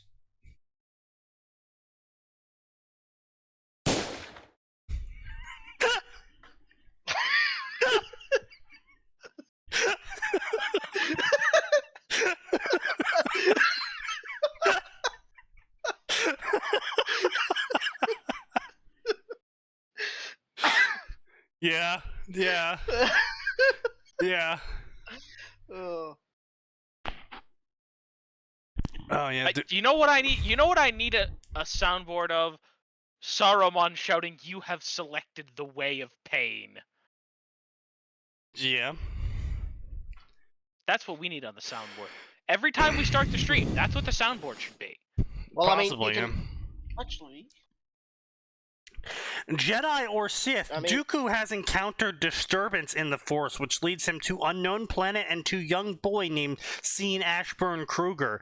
And he is unlike Dooku anything has ever seen in a Jedi or Sith. He is the bestest Jedi Sith ever. 3 years later, this man enters Clone War, but he meets Ahsoka trying to deliver Jabba's son to him, and he begins to feel change of heart, harem, lemons, girl-on-girl action, mega crossover.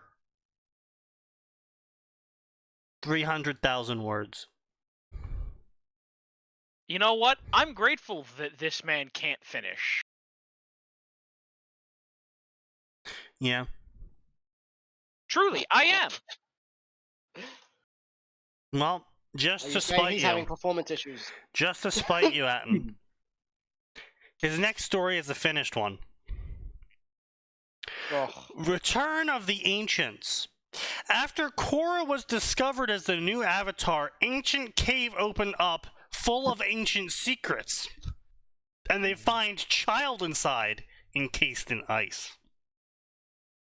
However, when this child is found, ancient beings of ancient great power appeared. What other secrets does this child have? Sneaky, take a shot every time this fucker says ancient. No, I would die. Only time can tell, but the world will never be the same again as Sean Ashburn Kruger unleashes the power of Yu-Gi-Oh! Upon the legend of Korra. Massive harem, sex, girl-on-girl action, pregnancy. 68 chapters, 252,000 words completed. 250 favorites. Complete shit. Yeah. Yeah. Also, Yeah, complete shit. Yeah.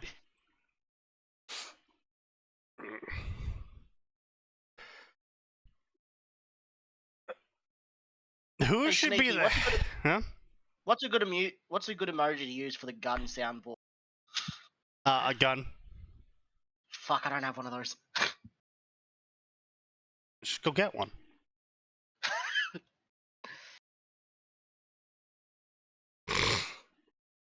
Let's see what else we got here. Between Two Dorms, a romance drama story. It's the worst winter for some reason capitalized in Beacon's history. Classes are cancelled and students are stuck indoors. As cabin fever begins to stir up memories of the past, John finds it difficult to move on, and Blake struggles to live with the pain of her decisions. Could they perhaps in time be the answer to each other's problems? A John times Blake story. All right. Well, first of all, what is that disgusting combination called in the chart? But second of all, there is absolutely Liar, no liar, way... warehouse on fire? Wait, is that really it? No. There's absolutely no way Blake would lower her standards enough to John. Yeah, I mean, first off, he's human. Second off, he has a dick. Yeah.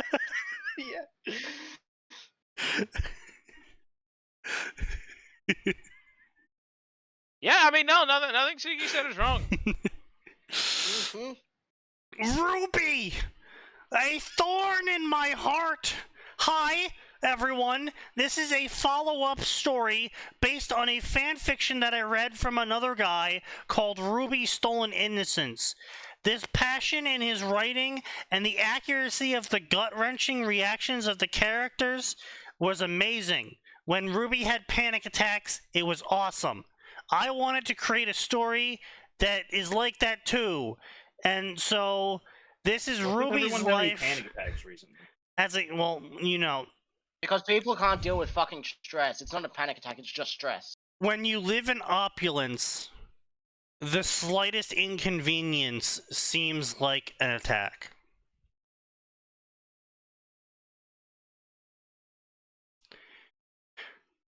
I wanted to make a story that follows Ruby's life as a young single mother to her newborn son, Thorn. Who? What? Okay, that's a bit odd. Yeah. But-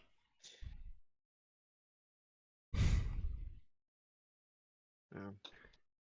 It's an escalation. Multiversal Crafter, English version. The protagonist of this story, reincarnated into the body of Yon Arc, with powerful semblance that lets him create anything as long as he pays with aura.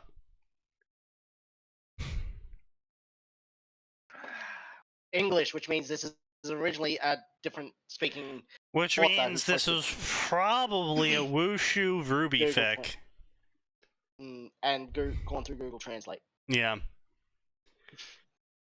I hate wushu novels. I hate wushu novels. I hate wushu novels. You can say that as much as you want. They won't go away. Yeah. I got fucking sucked into one of those, and now I'm reading it back. I'm like, wow, why did I like this? Because your I'm sorry, tastes I'm are just trash. imagining Nose getting pulled into an actual Wushu novel. Like, It's he very picked it Wushu. up. It's very Wushu. right? He picked up the shitty Wushu novel, and there was a bad swirling graphic, and he was pulled in. I'm sorry, my brain just instantly was like, but what if it was animated by Rooster Teeth, and it just like showed the book clipping through him as he like just floated up in midair, his model turns around, and the book just starts clipping through him, and then at the end of his feet he pops away. I always forget what my fucking effing is. You forget your what now? What I've got as my deafen button. Ah, I yes. keep Yes. accidentally pressing it. Yes, well, you shouldn't do Accidentally. that. Yeah. Actually, it's more like I'm typing something and I forgot I put Shift P as my fucking deafen. Why? Why would you do I don't Shift know. P? I don't know. I didn't think I'd use it. None of my slurs use P. Hang on, surely you typed Pinoy at some point. Fuck no. Interesting. That's too much. That's Well, Pinoy's a Sneaky- Filipino word. Why would I call him anything but Asian? Sneaky. We know he's Yeah. never played Dota. Yeah. Yeah. I do not. I do not play MOBAs. Ruby Team Carmel. Ruby Team Carmel, consisting of Crow, Summers... consisting of Crow and Summers' son, Liam Branwin. I'm not touching Salem's that. adopted child, Merrick. Willow Schnee's illegitimate son, Chrome Belladonna. And a Yanni the faunus, Fox. Nicole Redwood. Trying to save Remnant from Salem. However, I'm pretty sure we've seen. Is that new thing? Malik's 'Cause I twin feel like we've seen sister that- and older brother help Salem. Yep. Yeah, we've seen this one before, yeah. Yeah, we've seen this. We've seen this. One of you suggested that I combine all of my OCs into one story, and so that's what I did. All of my Ruby OCs are in this one story. That is Oh God. cringe.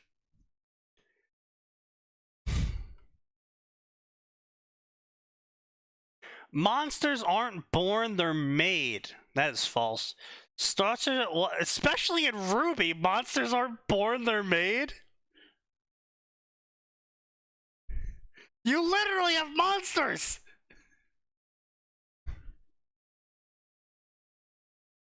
Such as it was with Adam Taurus. He had a full backstory. Behold, we now have Gun. 480k words. Well, Understandable. Someone is dead. And now, now we can all do it because I boosted the server like it for some reason.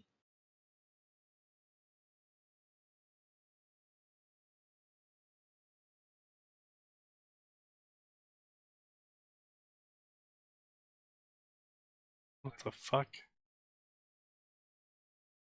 What's this? Yes. Yes. Yeah, hearing someone speak another language and then suddenly English word because there's no equivalency. Yeah. That is always a little bit weird.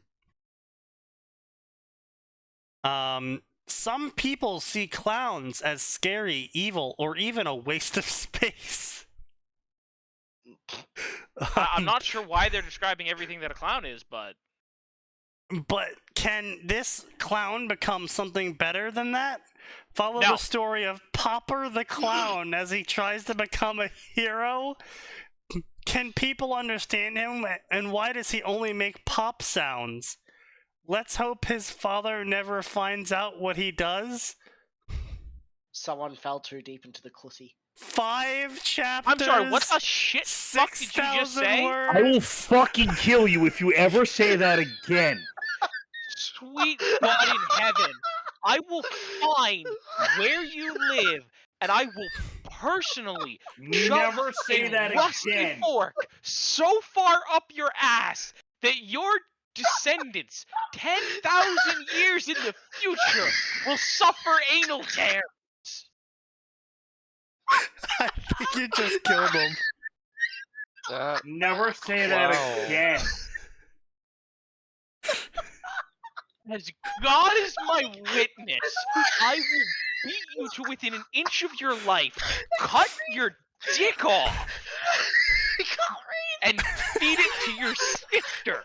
Look, Damn, I thought I was mad, but I did not realize you were fucking crazy. Look, all I'm gonna say here is I'm just gonna report him to the Australian government that he is requesting a gender reassignment surgery, but he's too scared to go through with it.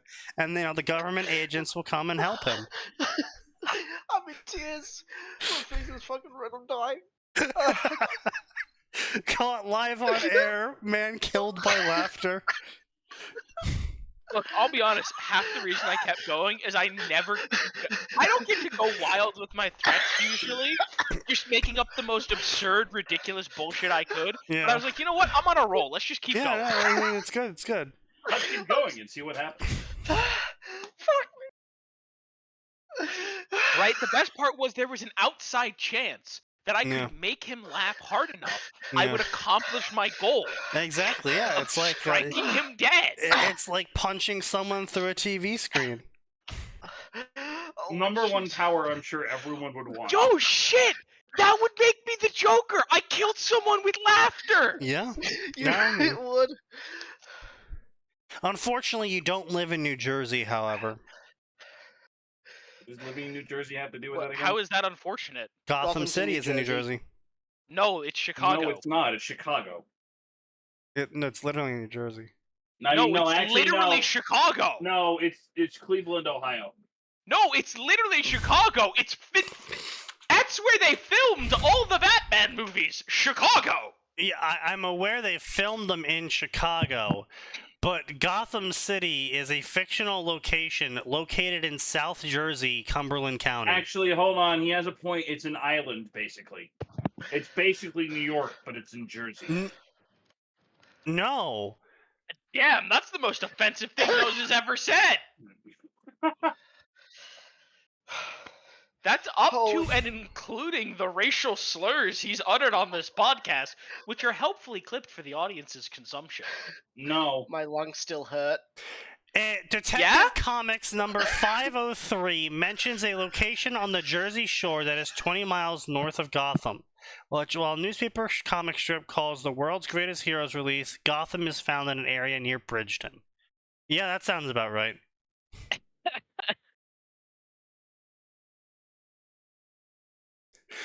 I fucking love, man, Quora is something else. Quora, is Gotham City in New York or New Jersey? Answer 1 of 10. Neither. Gotham City is fictional, so it doesn't actually exist. Yes. This is a good thing. You have unfortunately discovered that Gotham City is real, therefore we must end you. Yeah.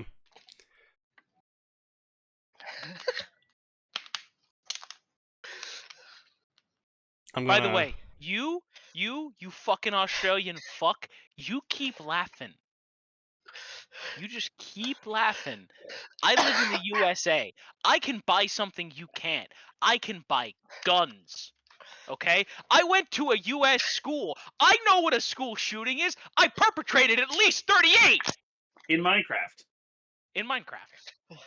Well, no, That no, doesn't I'm get sorry. you freed 36 were in Minecraft. 2 of them were in CSGO. You can still get arrested for being in. I mean, I guess you could say technically shooting a bunch of like 12-year-olds in the head in CS:GO is a school shooting. You know what? You're right. I killed an entire computer class. I'm surprised you had CS:GO on the computers in that case. Usually they just install CS Source and are done. Or 1.6 actually. 1.6 is the school Counter-Strike of choice.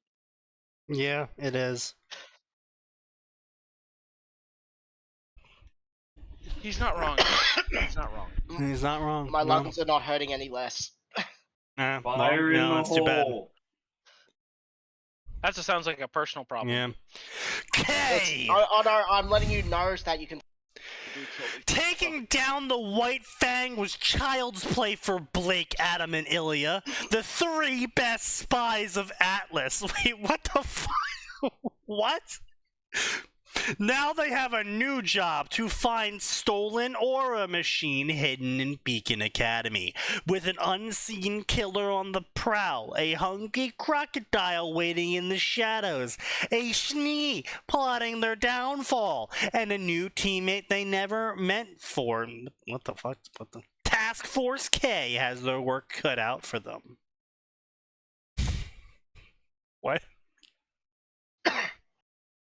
Nani the fuck?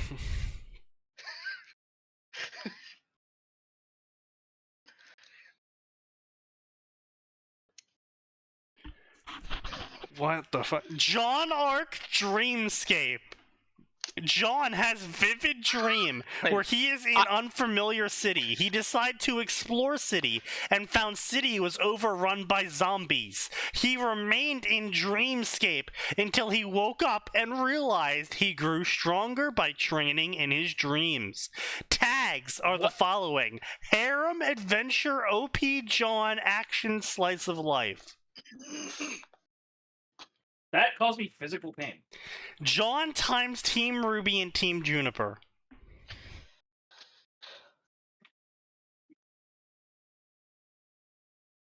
And then there's a story called Loads of Pancakes with the summary pancakes, and it's the word pancake 19 times.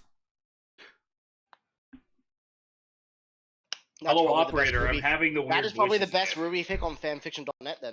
Hello, operator, I'm having an To aneurysm. be honest, I was afraid that this was like the fucking fart fetish guy, and this was like some dude doing like a pancake stuffing fetish or whatever Forgot the that cake guy farters fucking are. existed. Oh, I remember the cake farting guy. No. There's the Yeah. armpit guy, and then there's the cake farting guy. Let's be clear. There's two separate freaks. Oh, I'm aware. I just remember, like, I remember that day. We were like, oh, let's go check out the Pokemon section. And it's like the third fucking story or something. It was about some character just farting into a cake. Yes. And we're just like, what yes. the fuck? And then we found that it was the same person every No, time. it wasn't. No, No. not this one. No, this Oh. was like years ago. No, that's the elbow guy.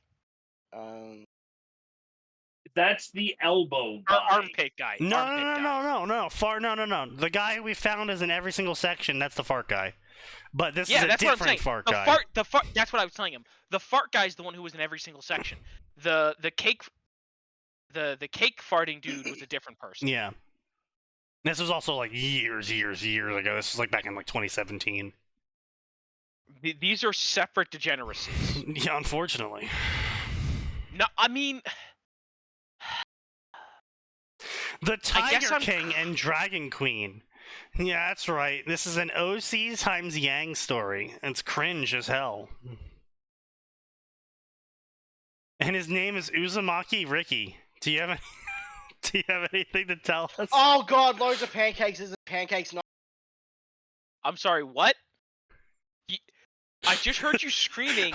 Oh God, no! And then you got cut off. Loads of pancakes isn't the word pancake 19 times Yes, at all. I know. What did you think it was? He clicked on it. Pain. So what was it actually?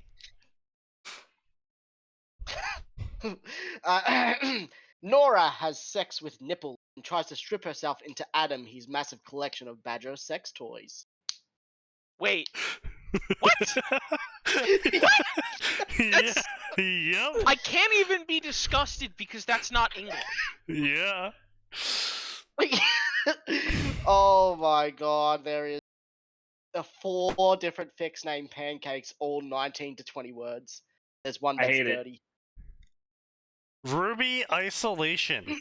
The world is a lot harder fighting alone. Saria knows this, does everything to keep her team together. How long can it last? Joining Beacon Academy is first of many steps she will take. If you're trying to keep your team together, going to Beacon is probably not your best bet. Because you'll just get flung and then first eye contact, yeah. Yeah. Amusingly enough, despite multiple chapter updates, no one has even looked at their story. Alright, let's get some real shit going on here. Real garbage hours, gentlemen. Real garbage Sorry, hours. what hours. the fuck has this been? The fucking 20 amateur hour? Yeah, we're going 23 into the minutes crossover. after. Yeah, we're going 23 minutes after we're supposed to be We're done. going into the Now you're pulling this shit. crossover section, baby! Justice League Ruby crossover. The Warriors. John works to help Vacuo prepare for Salem's attack. However, he is sent to negotiate with the strongest desert tribe of Vacuo, the Themyscira tribe. However, something might be going on between him and the tribe's princess, Diana times John. Okay, first of all, the only dick Wonder Woman is interested in belongs to Batman. Yes, Yeah. Canon. Yeah. Second of all, John does not deserve Amazonian pussy. No. No. He flopped it in Canon Ruby. He does not deserve it in a crossover. Yeah, exactly. He couldn't even get the powerful, not quite Amazonian woman. Like, listen, he would go up to an actual Amazonian woman and be like, "You smell like failure and sadness." Yes. So, are you guys ready for the next story? The next story is called Danny Phantom crossover with Ruby. It's a Slash Danny Ruby. Phantom crossover with Ruby story. It was a strange turn of events. New paranormal monsters had been unleashed. Strange aliens appearing, people getting powers, first ghosts, now the creatures of Grimm. Whatever is happening, Danny will need a little help to stand a ghost of a chance. A Danny Phantom times Yang Xiao Long story.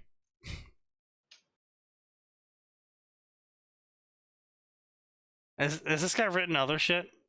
I have to know. Oh no. Probably. 187 stories, and he doesn't know how to write a story title yet. I am a self-taught dyslexic who is half blind. Yeah. Throw out some more buzzwords, motherfucker. Thy punishment is death. As someone who is Die. actually half blind, go fuck yourself. As someone who is dyslexic and half blind, fuck yourself. A, self-taught, so you're telling me that no point in time anyone ever tried to tell you how to actually read the symbols you were seeing? Hold on. Gotta get through the bio. So he does have titles, it's just that one that doesn't. Just that specific one. Wow, that's a lot of copy pastas. You know, for a guy who's dyslexic and blind, he sure does know how to copy paste. Yeah, and read what he's copying pasting. Yeah. Yeah, I've gone through a few and I've reached the Naruto My Little Pony fix, and that is so far the only that doesn't have a title. That's Damn, I impressive. can't find the fucking That's impressive. voice line without having it have a fucking meme with it. God damn it. Shinigami of the Thundercats. On the first day Mum Ra first rampage on Earth, he battled forces of Soul Society. Age of Soul ended, but he locked the strongest of them to continue his rampage and rule over Earth. Now, when mutants and Thundercats crash land, they broke the seal. Ichigo, Orihime, and their son have been freed. Watch out, Mumra. Okay. It's a 53 chapter, 52,000 word story. Yes, Mumra, the most powerful villain is in Bleach, and also the man who destroys all video games. Yes. List. Mumra sounds like a Godzilla villain of the week. It's literally a Thundercats main villain. I thought I thought that sounded like a He-Man villain. Okay, first of all, it's basically a first of Hangman all, villain. Thunder Furry Starter Edition is not real and it can't hurt you. I mean, yes. Because thankfully, every single iteration of that show is fucking dead.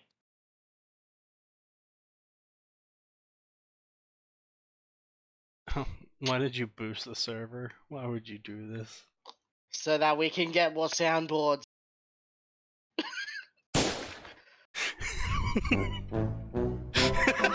Oh, God.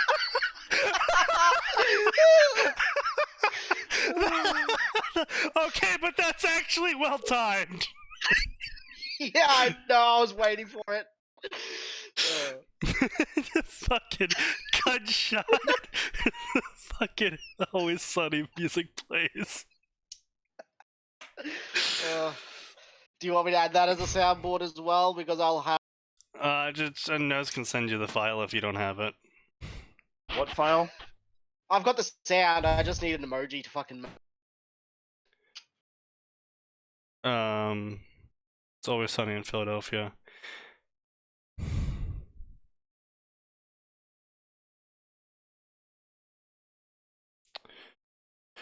Yeah, I just need the. Well, unless you want to use one of the server emojis. I just need an emoji for it because then I can fucking make it.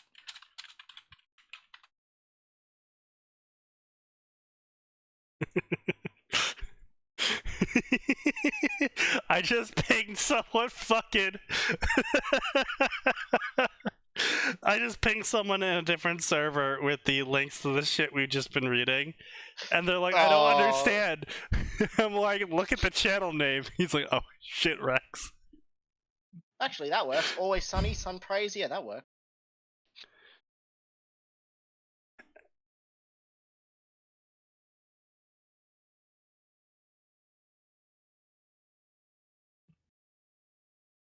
It is done.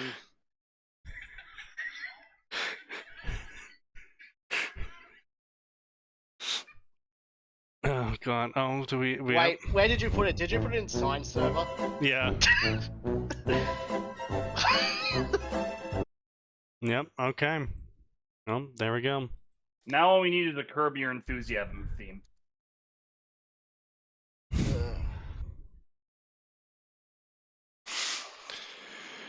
Holy shit. Where'd you put it? In the sign server? And the shit Funny. wrecks. Alright. Curb Your Enthusiasm. See if I can go with those. Anyway. Wilhelm Scream. Let's see here. Yeah, so I'm sorry, but I just don't have any time for people that are like, oh, I'm disabled, so you must go nicely on me and judge my story not by how I spell things or by how I write things or by any of that, but you must judge my story by the plot line. I mean, I'll do the same thing to Halo Infinite's devs, and I know for a fact they're disabled. Because only someone that retarded can come up with it. No, I'm sorry, that was rude. I really meant Halo 5. Yeah, that's fair. Halo Infinite story at least has someone competent on the team. I did not say that they were writing it, I just said they're on the team. To reach out beyond veil of realty, there he would find that Danny hadn't faced before. He saw it world where everyone powers of soul and battled monster led by witch. He reached out, making Salem this witch look at him if she saw him. Salem, alone in throne room, said, "Oh my ghost, past victim here to haunt. As if I care about that, scare me straight, gone far, challenge my spirit. Now whatever you want form, you are wasting your time." What is that? What the fuck is that? Excellent. This is too much power. Now, can you make me the fucking Minos Prime thy punishment is death, please? I'd need a sound clip. I don't have that. I will find it after the stream then. Yep. Yeah, I was just,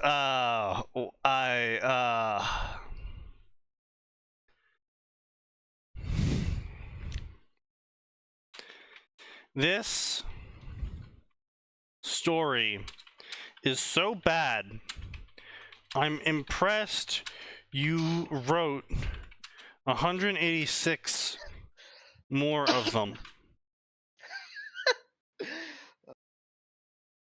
Somehow, despite years of writing, you refuse to learn.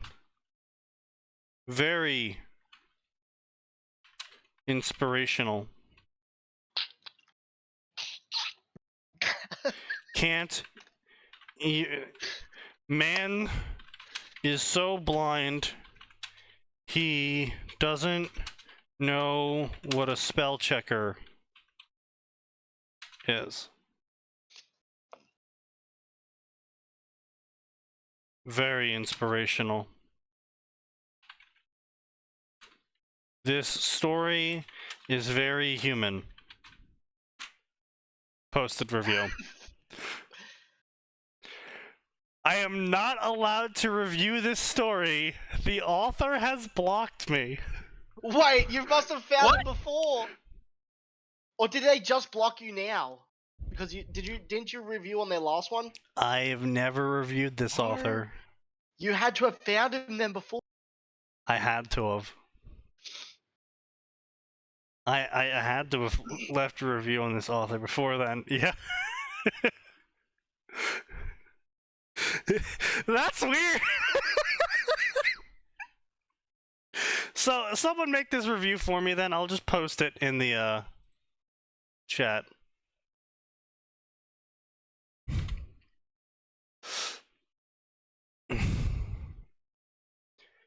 I just that's kind of weird, actually, finding a guy that has blocked me.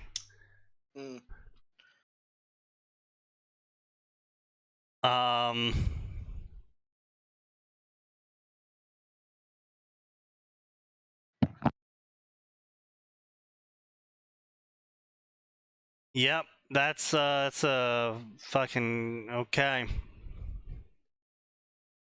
Yep. The Generator Rex Ruby crossover. Fucking holy shit. 284,000 words? They really went with that, huh? Yeah. Is this the first time you've encountered an author who's blocked you on stream? Yes, actually. We have many instances of finding authors that have blocked Sneaky. Most of them for a good reason. No, it's the first time I found one on stream. Oh, fair Now, enough. typically they block me after I post reviews, but I don't even remember this guy. This is apparently one of those moments that it's like the elevator meme. I spent my whole life hating you. I don't even know who you are.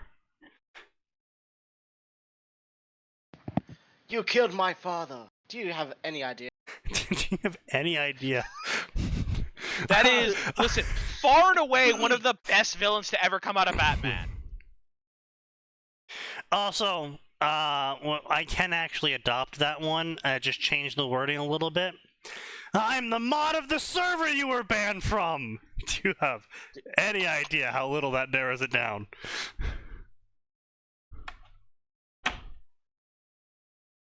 I've been banned from a lot of things. What? That was actually 4 digits when I stopped counting. The horror. Symbiote Knight. Of course. A meteorite lands on Remnant, but had special passenger. The symbiote and John get together and go to Beacon. Yeah. Okay. Reforged in the light. The Guardians, Knights Errants within the city age, Warlocks within Dark Age, 100 names across 100 years. Across them, brilliant lights rose up. First Ruby Rose, then Penny, then Pyrrha, and finally Weiss, Schnee. Huh?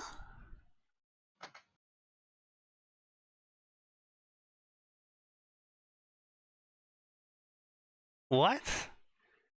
100 names across hundreds of years. Like, okay, if you're trying to say Remnant is like a prequel to Modern Humans,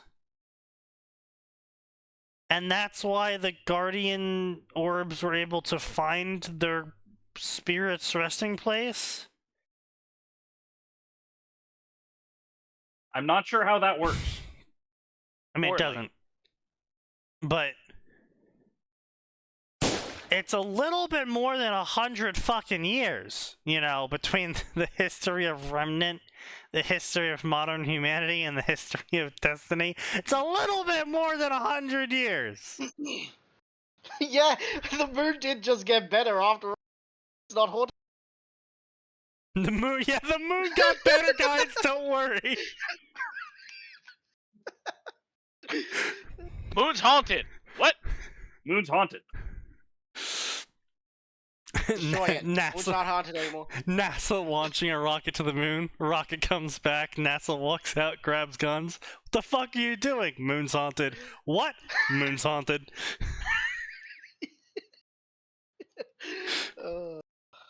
Now, are we talking demon haunted or are we talking ghost haunted? Two very different kinds of haunted. Would be demons. I would probably say ghosts. That would be more Oh. terrifying, honestly. Cause like Both. they're demon ghosts. They're demon ghosts on the moon. Because ghosts on the moon implies that people were on the moon long enough to die there, and we have no record of it. You know? Mm. Oh no, that's just Turn A Gundam.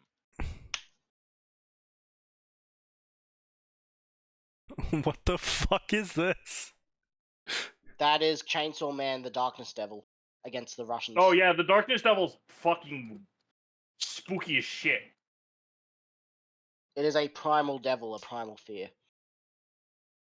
Because so many people fear it, it's so strong. Okay.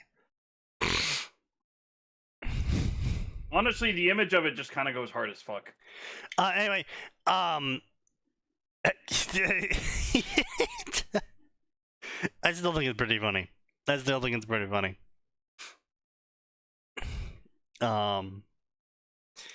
With a story that becomes a realty. When Summer Rose was thought dead, think again, she was able to return home to her family with companion, happy reunion, and tell story her 2 daughters about 2 special boys named John Ark and his brother by bond, Sora from Kingdom Hearts. And it's one of Ruby's favorite stories, and then one day going to become she bumps into boy that looks like same from story. No. This is retarded.